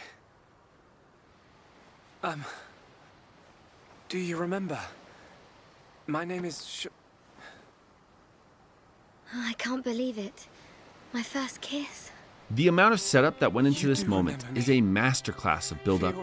Fiora never forgot Shulk, but is now sharing her body with another, Lady Mainith. Shulk thinks of Mainith as their enemy, but Fiora disagrees. She defends her, saying that she did everything to protect them and fight Egil. Because of this, Fiora wants to help her. These two together are so cute. Anyway, we start exploring the beach, but Fiora quickly becomes fatigued, saying she's not used to her new mechanical body. They decide to set up camp, and Shulk tries to activate the Monado, but unfortunately the Apotheca's effects are still holding him back. This gets a little confusing because nothing changes in battle, but just remember that the Monado is being suppressed from this point forward. These two are so cute. Fiora states that her body has some advantages as it only needs water to live. She says it so flippantly that it's kind of jarring. In a moment of weakness, she tells Shulk that he can leave her since she's no longer human. What? I mean, look at me, Shulk. This body is a Mechon body, so I should live here on Mechonis. This is where I belong. You don't have to do that. The Fiora you knew is dead. Just think of it like that. It's for the best. But I can see it's not true. I mean, you're right here. I'll never forget how I felt when I thought I'd lost you back at the colony. I should have done something. I thought if only I had the power to save you. Shulk. No. No more regrets. I will protect you. Mechon attacks Shulk and Fiora, but Shulk, determined not to lose Fiora again, is able to activate the Monado despite the Apotheca. Come on, Monado. Don't let me down. The Monado bends to your will. No. I won't let you take her from me. This time, I will protect Fiora. Yes. The Monado's light. Elsewhere, we find that Rain and Sharla washed up on a beach as well. She thanks him for protecting her during the fall. Rain is frustrated, saying that he didn't hold up his promise to Fiora. He didn't protect Shulk. This is probably the most sincere moment between the two, and despite there being no previous hint of a budding romance, Rain says this. Back there, were you talking about that guy Gaddo? Not just about him. Why do you ask? Oh, nothing. Just, you know, seems like tough competition for a guy like me. I was under the impression that Charlotte was much older than Rain, but hey, that's cool. The two start exploring before they come upon Shulk and Fiora. The different character moments in this section of the story are just fantastic. The group of Sharla, Shulk, Rain, and Fiora continue forward before they are discovered by humanoid-looking people. We then shift perspective to the rest of the crew. Dunban, Ricky, and Melia are trying to find the others before Ricky announces that he's tired and needs to rest. Melia says she's not tired, but once they make camp, she instantly falls asleep. Dunban realizes that Ricky wasn't tired at all, but knew Melia was too prideful to say anything. This moment between Dunban and Ricky is one of the few developments our Nopon companion gets in the story. The next morning, the three travel to a small encampment where they find the others. Dunban is relieved to see Fiora, and Melia is conflicted. Although it ultimately goes nowhere, I like this bit of jealousy Melia has for Fiora and Shulk. We meet Lenata, who proceeds to tell us that these Homs-like machine people are called the Machina, the true beings of the Mechonis. She says she's a mechanic and can help fix Fiora's body, at least for the time being, but we'll need some parts. Charla offers to stay with Fiora, and the rest of us go to meet with the leader of this band of Machina. Okay, there's a lot of lore dumped on us here, so I'll try to keep things tight. This fat abomination is Mikkel, and he is the father of Egil and Vinea. We find out that long ago, Egil and Zanza were friends, but after an event, he swore vengeance on the Bionis. We also find out here that just like Zanza, who essentially is the Bionis, Lady Mayneth was, or I guess still is, the Mechonis. These two are the ones who battled in the opening. Mikkel asks us to kill Egil as his obsession with revenge has led him to hurt not only the people of the Bionis, but the Machina as well. Shulk isn't sure about this and asks for some time to think about it. Afterwards, Lenata says that all Fiora's organs have been replaced with machines, and they need a unit to repair her. Shulk and the others set off to explore this new location and find the part. This tropical location our party finds themselves on is the severed hand of the Mechonis. I think this might be one of the single most original locations I've ever explored in an RPG. The village of the Machina is in the palm, and each finger, or digit, of the Mechonis looms like some towering mountain. I love exploring this place, as it was dense with things to do, but not so large that you felt like you had to travel across the map just to get anywhere. We gather up the units and return to the hidden village. After delivering the unit, Lenata tells Shulk to get some rest. Dixon shows up, which surprised the group but doesn't seem to surprise Mikkel. Apparently, Dixon knew about the Machina the whole time, but didn't tell the Homs in order to protect them. Yeah, this guy is sus. Mikkel once again asks if Shulk will kill Egil. Dixon subtly pushes him to do so as well. Shulk believes there's another way, but agrees that he'll head to the Mechonis. Mikkel says to contact his daughter Vinea, who stayed with Egil but is on their side. She will help the group. Fiora finally wakes up, but Lenata says that the repairs are only temporary. She says that she'll look for a way to restore her body to normal. Switching over to Egil, he still doesn't understand why Silverface betrayed him. I didn't realize this, but I guess Egil doesn't know that Silverface is Lady Mayneth. Egil decides that he'll erase all memories of the Homs placed inside the face Mechon, which seems like something he should have done from the beginning. Oh, and I guess Gatto's alive. Whatever. Now that Fiora is repaired, we finally receive our 7th and final party member.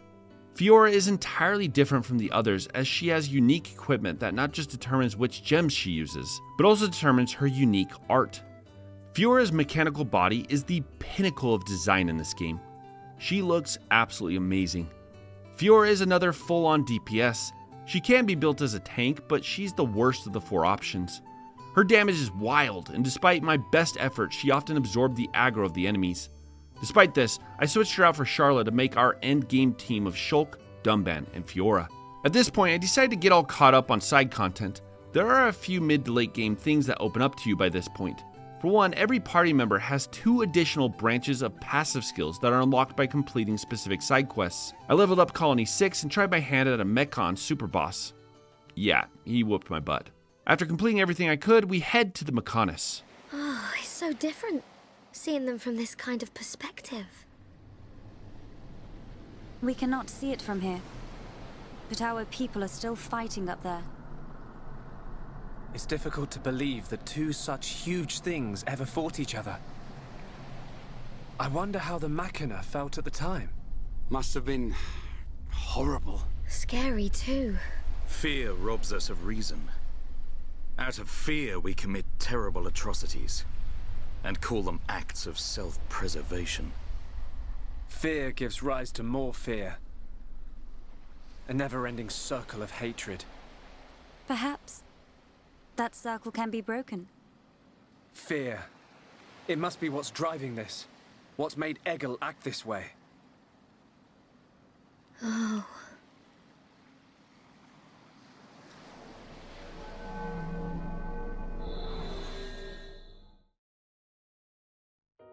Having originally been published for the Wii and remastered for the Switch, this title is still a marvel of technical achievement. This entire level is all in-engine. I still can't believe they were able to do this.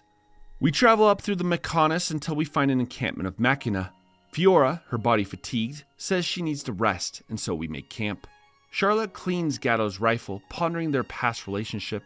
Remembering Gatto's single-minded determination, a determination that led to his own death, she asks Rain a question. Hey, Ryan. What is it? Do you want to beat the Mechon? Of course. What are you asking that for? At any cost? Even if it means giving your own life? Giving my own life? No way. I can't do anything if I'm dead.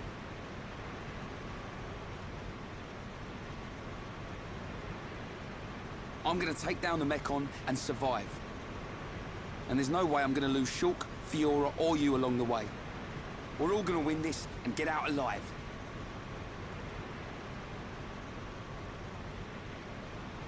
If only we all thought like you. What do you mean? It's charming. What? We head up a little further, but again, Fiora's body begins to tire. They decide to rest, but Shulk, sensing an attack, jumps to action. He thought he saw the future, but actually, he didn't. Instead, he just knew something was coming, as if the Monado and his own mind had begun to merge. A new face Mechon appears, and Charlotte recognizes its voice. This is easily one of the most unique boss battles in the game. Gatto fires attacks from across the battlefield, and you need to stop behind these walls in order to avoid them. We reach Gatto, and Charlotte pleads with him to remember her. This guy's new design is epic. Egil starts speaking through Gato, and Meyneth, seeing no way out, activates the strange piece in her chest, the very thing Meyneth's consciousness is held. We then switch to Egil's perspective, where he searches the gathered Hom's memories he stole from his victims. He claims that peace is nearly at hand and says that he knows Zanza is still alive. We then see that the Mechonis is coming to life. Back to our group, Shulk is suspended in space, Alvis's voice all around him. Alvis asks Shulk again why he wants to change the future. He then says that Shulk must find his Monado. We wake up next to the others. Everyone survived the blast because Lady Meyneth used her powers. Also, Vinea shows up and, damn. Vinea greets Fiora, or Lady Meyneth, and begins to explain to our group the history of the Machina people. First of all, Shulk keeps on asking why they made the face Mechon, which I feel is fairly obvious. Originally, the Monado couldn't cut people, only machines. So how do you counteract that? By putting a human inside the machine. It's explained that Zanza lifted the constraints from the Monado, allowing Shulk to access its full power against the Mechon. We find out that Zanza long ago turned on the Machina and destroyed their capital. It's here where Vinea takes us next. While Shulk and the others are searching the Mechonis for Egil, the Alliance readies themselves for war. This is a battle to determine not just our own fates, but the future of all life on Bionis. We fight for future prosperity and the glory and honor of all. Troops, advance! So this seemed as good a spot as any to pause the story progression and get caught up on the side content. And oh my gosh, this stuff is getting tedious. The late game side quests ask for rarer and rarer items or more difficult marks to hunt. I had this idea to use Ricky's steal ability to try and optimize item drops, but it didn't work very well. What I found worked the best was the trade system. Every NPC in the game has items you can trade, and if you know what you're looking for, you can use this nifty list view to scope out the NPC's tradables. This was much faster than grinding low-level enemies, so I traded around until I had everything I needed to progress Colony 6 to a stopping point. After wrapping all that up, I headed to Agnaratha. Agnaratha is an area that I have complex feelings about. The music and atmosphere is amazing, might be some of the best in the game. It's located in the head of the Mechonis and has long since been abandoned. Vinea tells of the war with Zanza long ago. As you explore, you find fossilized Tlethia throughout, which attack the city. We also finally get to hear from Lady Meyneth via Fiora. Meyneth is the soul of the Mechonis and was worshipped by the people she created, the Machina. There was peace between the Mechonis and the Bionis until one day, Zanza attacked. As we know, they battled, and Zanza, weakened after their draw, was captured and sealed away by the High Entia. Shulk realized that by unsealing Zanza, he may have prompted the destruction of both the people of the Bionis and the Mechonis once more. Vinea says that she implanted Meyneth's spirit into Fiora's body once she realized that Zanza was on the move once more. She also knew that Fiora was connected to the heir of the Monado, hoping this would deter him from killing her, which honestly was a good call. At this point, Shulk starts to distrust the Monado, wondering if Zanza's influence could be felt through it. They decide to continue onward and speak with Egil, hoping to appeal to him before the war escalates even further. I mentioned that Agnaratha had me split. It's most definitely a cool area and even a little fun to explore, but as you finish up the story section, you have dozens of side quests dumped on you from some monitors and are given the arbitrary task of reactivating the warp stations. This is, without a doubt, filler to try and keep you in Agnaratha. I imagine the devs saw it a waste not to force us to hang out here a little longer. Also, this area has the same issue as Galahad Fortress. The Mechon are just annoying enemies to fight, and that's all you go up against. Most of the enemies have proximity aggro, so avoiding battle is nearly impossible. I scraped my way through Agnaratha, did a few more side quests, created some endgame gems, and unlocked Fiora's absolutely busted 5th skill branch. We turn on the generators of the warp station and are attacked by Gato. Again, Shulk senses an attack without needing to see a vision. Sharla begs for Gato to come back to his senses, but he seemingly ignores her pleas. I say seemingly because no matter what he does, he doesn't seem to attack Sharla. Lady Meyneth activates and says she needs time to break the curse upon him. We are thrown into a boss fight, and I get absolutely obliterated. Multiple times. This is irritating, as I didn't lack levels or even good equipment. What I lacked was the insight to level up one of Shulk's Monado abilities. You see, as you battle enemies, you gain experience, but you also gain AP that then is used to upgrade arts. With Shulk specifically, you have 2 entire art palettes to choose from, and seeing as AP is sparse, I chose to focus on his regular art palette and a few of the Monado arts, like aura stripping. This left me with no ability to counter Ghetto's pretty much instant death attack, which means it's grind time. I did a tour of the older areas, now being of high enough level to explore most of what I couldn't before. I also took this time to take out a bunch of the unique enemies I may have missed. Luckily, Ghetto waited patiently for me to get back. I finally beat Ghetto, and Maineth, through Fiora, subdues him. He regains his memories and begs Shulk and the party to defeat Egil. Rain and Ghetto have a moment, and Ghetto asks him to take care of Sharla. Frankly, I'm surprised Sharla is leaving him here, but to be honest, their relationship was never really developed anyway.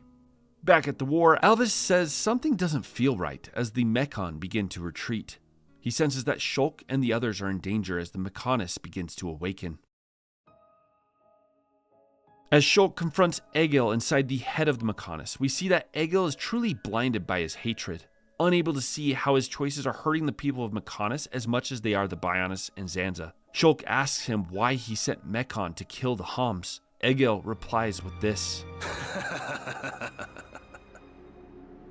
I don't see the joke. We share the same world. The Homs, Nopon, and High Entia live in harmony. So why not the Machina too? Tell me, boy, are you familiar with the concept of starvation tactics? Of course. A military strategy in which you cut the supply lines and starve out the enemy. So, then you understand that that is the best method by which to ensure victory. I have no resentment or hatred for the peoples of Bionis. I am simply depleting the Bionis energy. The Homs are just food for the Bionis, so he's starving it out. We jump into a boss fight with Egil and dispatch him. Egil, wounded, lashes out, but his sister Vinea pleads with him to stop what he's doing. He states that the Machina betrayed him, and we head into a scripted battle. Okay, let's talk about this. Xenoblade pulls this a lot. In between long story beats, you are thrust into battles to break up the cutscenes. I think this works in titles whose battle systems seamlessly move from cutscene to gameplay. Take the Final Fantasy VII Remake titles. Cutscene and battle move into each other perfectly.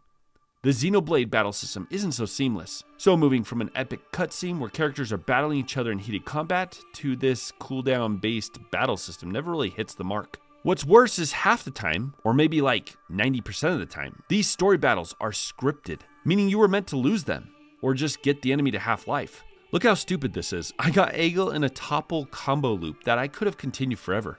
I had to choose to just stop fighting him in order to progress the story. Anyway, we let Egil beat us, and just as Egil is about to kill Shulk, calling him Zanza, Fiora, being controlled by Maineth, saves him. Egil unleashes a devastating blast, calling Maineth a traitor. His plan finally coming to fruition, he replaces Maineth as the soul of the Mechonis and awakens the Titan from its long slumber. The team retreat back to the city, but Ghetto's nowhere to be seen. Charlotte freaks out, but Rain reminds her that they have to save Juju and Otharon. Energy begins to coalesce within the Mechonis, exploding out and destroying the capital. As our party runs, the explosion of energy catches up to them, Shulk moving to cover Fiora before a face Mechon dives in front of everyone. Ghetto says that he's glad he could get there in time, and Charlotte cries out as his Mechon body takes the force of the blast. It's you! Ghetto! I've fulfilled my promise. Live, Sharla. The energy Egil gathered fires out in a beam of light, and the Mechonis begins to attack the emotionless corpse of the Bionis. Back with Shulk and crew, Maineth once again uses her power to suspend them outside the Mechonis, saving their lives. The Mechonis begins to attack the Bionis with its sword, but the party has bigger problems as Maineth's power runs out. Luckily, the Machina with their ship, the Junks, shows up and saves the crew. Dixon is aboard, and together they decide that they'll fly into the back of the Mechonis and get to its core. This is the point of no return for the entirety of the Mechonis, but luckily most quest lines are easily wrapped up before you get here. As we head back to stop Egil, Vinea and Fiora have a conversation. Vinea! I am sorry. For Lady Maineth's will to be realized, I had no choice but to use your body. Even so... Actually, I'm grateful. Thanks to this body, I got to see Shulk and the others again. Where is Lady Mayneth now? Shall I call her? She is usually asleep. Maybe she just doesn't want to disturb me. It's an unusual feeling. 2 hearts in one body. It's not every day you get to experience something like this.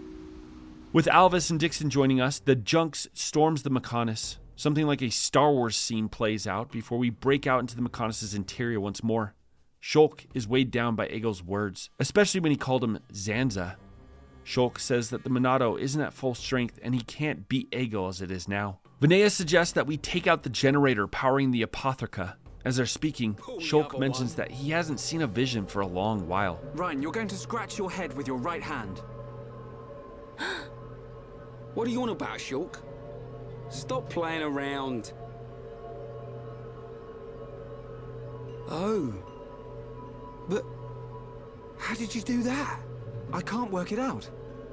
Ever since we came to Mechonis, my abilities have been changing. Why would that happen? If it's true that Zanza used the Monado to lay waste to Mechonis, then is it right for me to use it? Is what I'm trying to do really the right thing?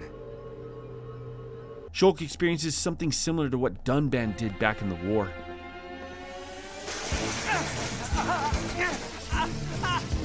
Shulk! What's wrong? No! It's happening to him too! Shulk! Hold on! You alright? He recovers, unsure why the Monado hurt him.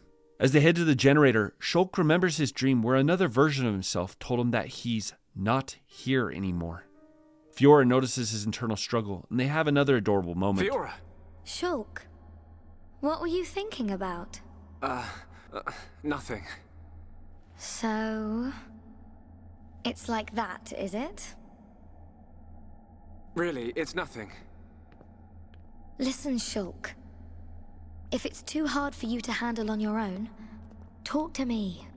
Huh? Fiora... You can tell any of the others as well. We're all here for you. Don't forget that. You're right. You're here for me. Of course. And don't overdo it, okay? We all saw what happened. Is your arm okay? Yeah, it's not bad. I'll live. Oi! You two! Is something up? No! It's nothing. Come on. Mm-hmm.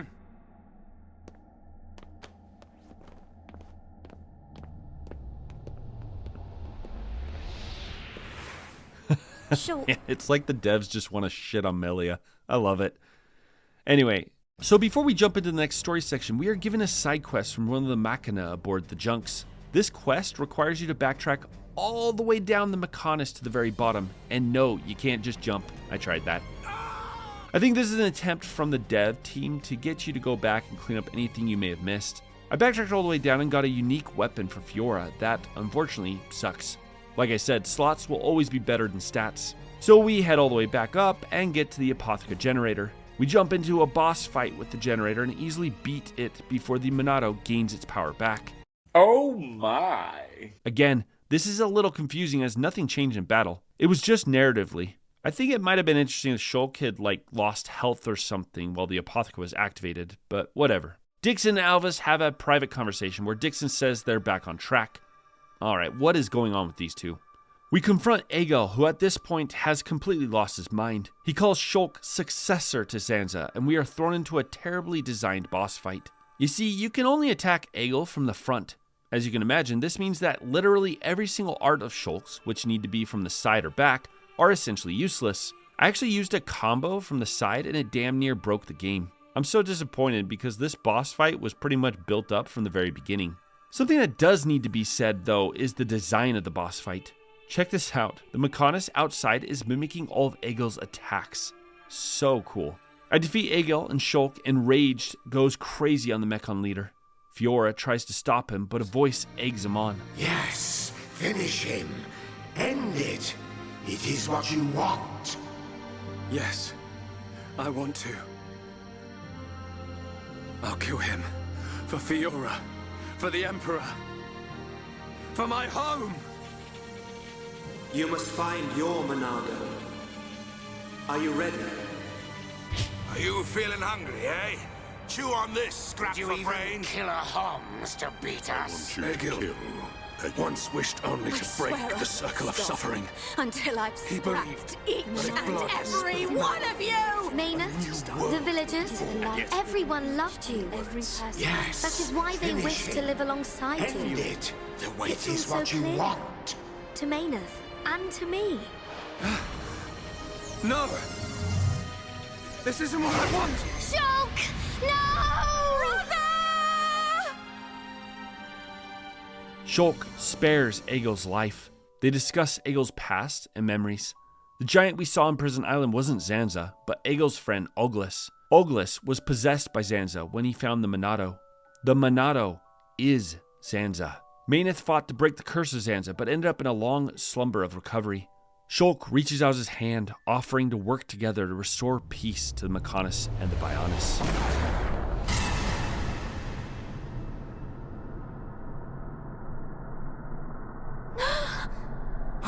No!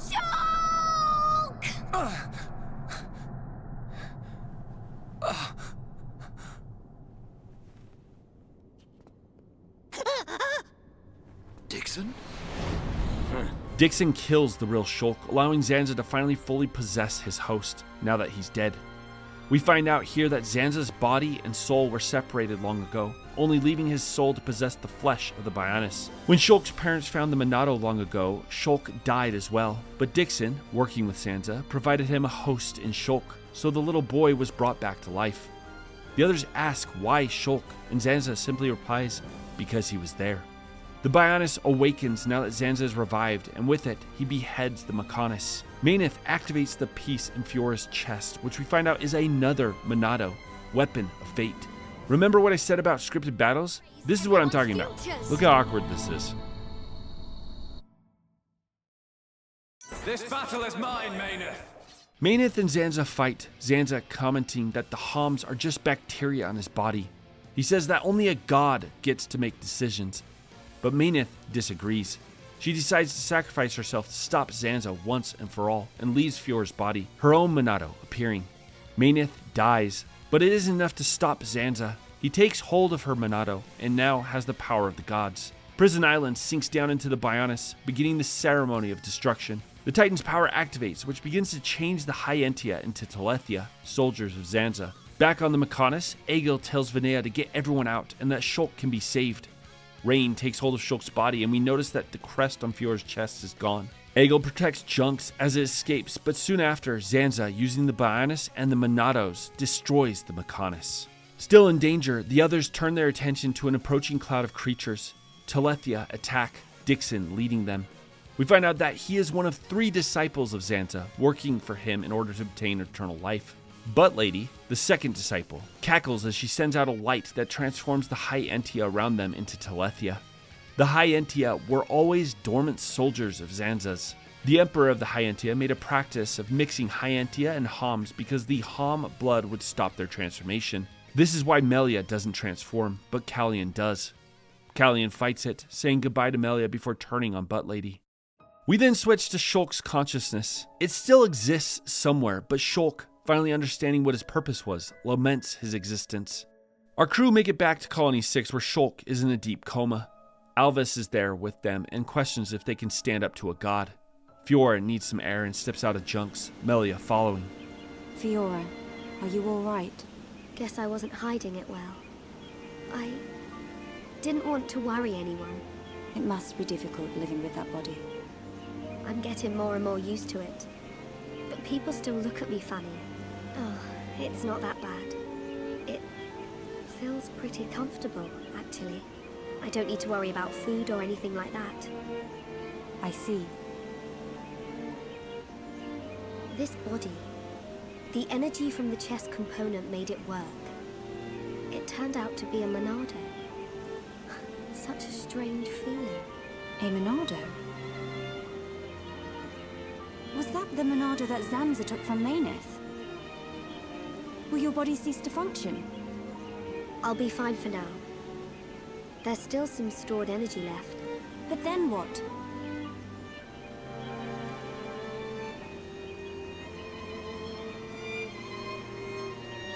Melia, if I ever... Please take care of Shulk. Don't talk like that. This is a heartbreaking scene, as Fiora knows her time here is limited now that Maynith is gone. It would seem she also knows Melia's feelings for Shulk. An alarm goes off, a group of Tlethia attacking the colony. Fiora and the others rush out to defend the Homs, only to find Dixon. Back in Shulk's consciousness, Alvis tells Shulk that Maynith and Zanza need a physical form. That's why this world exists, to give them life. We find out that the reason Zanza needs to destroy Shulk and the others is because they exist outside of fate, similar to Maynith and Zanza. Shulk is the only threat to Zanza's existence. The others desperately fight off Dixon, Dunban saying that they've relied too much on Shulk and the Monado.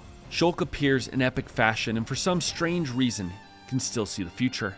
After pummeling him in a boss fight, Dixon is confused why Shulk has this power. He calls out to Alvis, telling him to stop hiding. Alvis comes out from the shadows and reveals that he's the final member of the Trinity. This doesn't seem to bother Shulk, and we are thrown into another battle with Dixon. By the way, Dunban is so busted. Check out his main skill damage. Absolutely insane. We defeat Dixon and Alvis asks an important question. I have seen your will to fight. It is time to decide. What do you say? Does this world belong to you or to Zanza?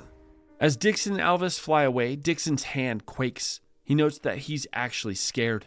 Fiora collapses in pain after all the fighting and is taken to Linata. Shulk meets with Mikkel, and the fat Machina offers to fly them into the innards of the Bionis through the wound the Mechonis made. Also, if you're playing the Definitive Edition, there's an exclusive cutscene and side quest at the entrance of Colony 6. If you approach, you see the body of Tyrea, the assassin employed by the first consort to kill Melia. She's brought to Linata and is given medical treatment as she seems to have survived the fall of the High Entia people, meaning she, like Melia, is half Homs. We find out here that the first consort was straight up crazy. The assassins we fought in Alchemoth were all her biological children, bred and raised to be her silent killers. This means that Tyrea is technically an heir to the throne like Melia. Later that night, Tyrea escapes and we must chase after her, facing off against a pretty strong Tlethia. Ultimately, nothing is accomplished here other than fleshing out the High Entia and setting up the events for the DLC. The most interesting thing I learned is that the High Entia can fly with their wings. Holy crap. Before jumping into all the endgame optional material, I fly to the Bionis interior and progress the story until the final area, Prison Island, is unlocked. That way, all material and quests are now open to me. We work our way through the interior, finding out that Butt Lady isn't dead. We make it to the Bionis' heart, and here, Butt Lady teases Melia with her brother's transformed body. But now his transformation is complete. He is my adorable servant.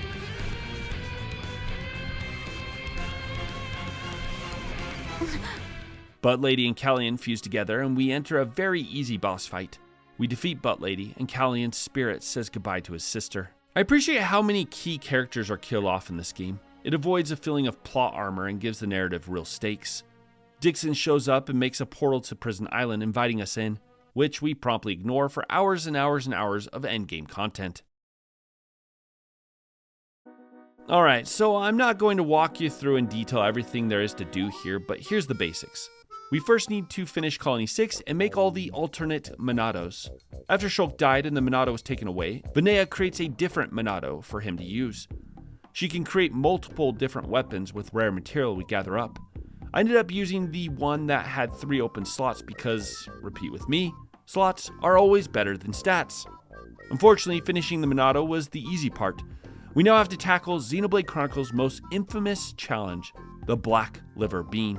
I mentioned way back at the beginning of this analysis that in each area you could collect these little blue balls. Every area contains a dozen or so of these collectibles, and each range from common to extremely rare. The single rarest collectible in the entire game is the Black Liver Bean, and anyone who has ever 100%ed this title knows how much time this can take. I doubt I'll be able to find it. What? No way. On my first try? Heck yeah, only one more to go. One eternity later. I finally found the second black liver bean, and holy crap, this took so long. With that, I finished out Colony 6 and got the anticlimactic prize. Pretty much nothing. It unlocks a boss fight, which I destroyed, and yeah, that's about it. Nothing else of note, to be honest. So, having leveled up to level 99 and set up my final builds, it was finally time to tackle the best challenge this game has to offer, the super bosses. Like I mentioned, there are unique enemies placed around every area, but in the endgame, there are 5 super bosses that are a higher level than the 99 level cap. These are Final Marcus, Ancient Daedala, Despotic Arsene, Blizzard Belgazis, and the hardest challenge in the game, Avalanche Abacy. Final Marcus is a level 100 enemy, but I actually ended up beating him on accident without even realizing it. I used a few different strats to beat these bosses, but there is one, the break, topple, lock strategy, that stayed consistent throughout. Here, I'll demonstrate it with my fight against Magnificent Daedalus. I tried fighting this level 99 boss the normal way, and its spikes absolutely destroyed me. So I went to work setting up my characters with the topple build. I used a party of Shulk, Dunban, and Fiora. Ideally, you would actually use Melia, Dunban, and Rain to optimize this because of the topple and break arts they have available, but Fiora and Shulk still work just fine. The main gems needed for this strat are Topple Plus and Topple Up gems. Topple Plus gems increase the amount of time an enemy is toppled, while Topple Up gems increase the damage dealt while the enemy is toppled. I used Shulk and Fiora to break the enemy, and Dunban's topple to knock them over. Then, using Fiora's Final Cross and Shulk's Monado art, I stack topple until the enemy was simply unable to recover. After that, you simply just pummel him to death. Going up against Ancient Daedala produced its own issues, as its spike effect would quickly take out my entire team, especially Fiora, who attacks so rapidly. This is when the team combo comes into play. Unlike in normal battles where your attacks can miss, combos guarantee a hit, meaning you can just topple the enemy, stack topple, and keep going into a combo attack until they're done. Despotic Arsene went down easily to this strategy, but Blizzard Belgazis was a different story. This level 114 super boss throws up spikes when toppled, meaning if I did the topple lock strat, I'd just die. I stacked my team with spike defense gems, and using the topple strat, I took him out. All we had left was the final challenge, Avalanche Abacy, and damn, this guy was challenging. First of all, he's surrounded by level 99 enemies, which if aggroed would take out my party and not allow me to focus on the dragon. So every time I fought him, I had to take out the surrounding fodder first. Second, Abacy has an instant death attack that wiped my team every time. Apparently the instant death is a status element, so by stacking debuff immunity gems, I was able to avoid it. Even then, I struggled to stack topple on him since he recovered faster than the rest of the enemies. I kept losing until I realized that he buffed himself halfway through the fight. I used one of Shulk's Monado arts to strip him of his buffs, and was finally able to beat him. My turn. Yeah! All together now. Right. Not bad. Just like old times. Having finished everything there is to do, I pretty much took a victory lap around the final dungeon and bosses. First, we bulldozed our way through Prison Island till we reached the top and body Dixon. Dixon says he only raised Shulk for Zanza. Shulk asks why he wants to destroy the world, and his answer is so stupid. Zanza just tells me where to fight and I fight. And that's how I like it. Is that your reason for fighting? It's the only reason. What a lame motivation. It pretty much obliterates any intrigue he had throughout the story. I really thought there would be more here, but no. He just wants to get strong and fight. Alright, whatever. Dixon is mortally wounded and gives up. As the party leaves him behind, he lights up his last smoke. Damn. How'd that kid get so strong? I ain't gonna let you see me die. I won't give you the satisfaction of victory. See ya, kid. Looks like the student finally surpassed the teacher.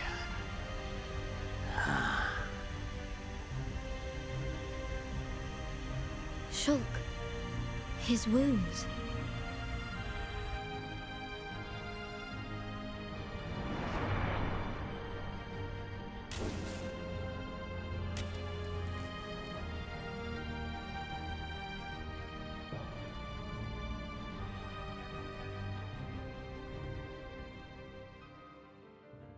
Zanza sees the coming battle but can't see the outcome, meaning Shulk and his party's fate is undecided. Upon entering the void, Shulk appears in a solar system.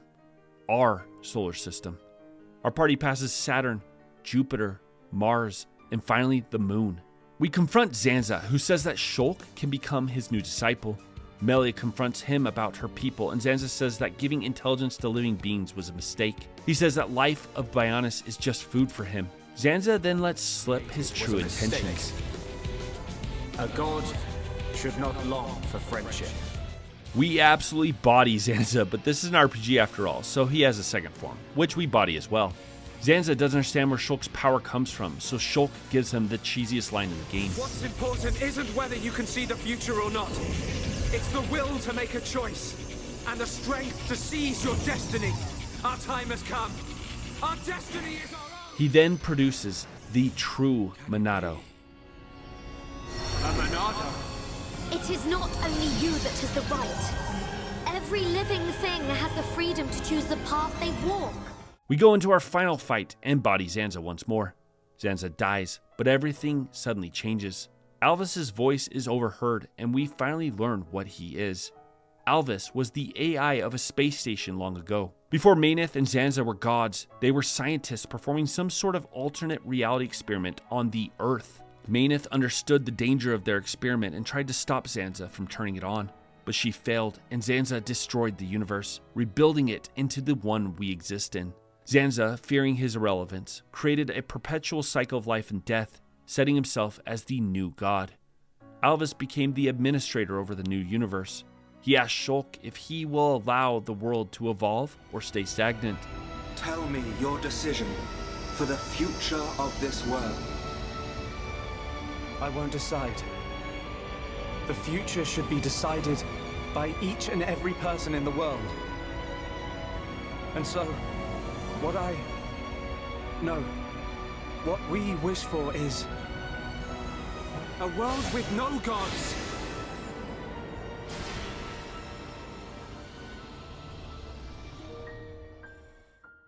We then see the new state of things from the perspective of Fiora.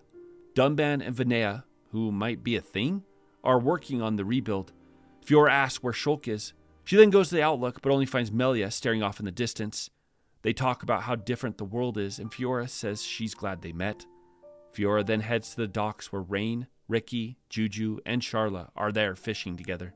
Shulk stands off to the side, looking off in the distance.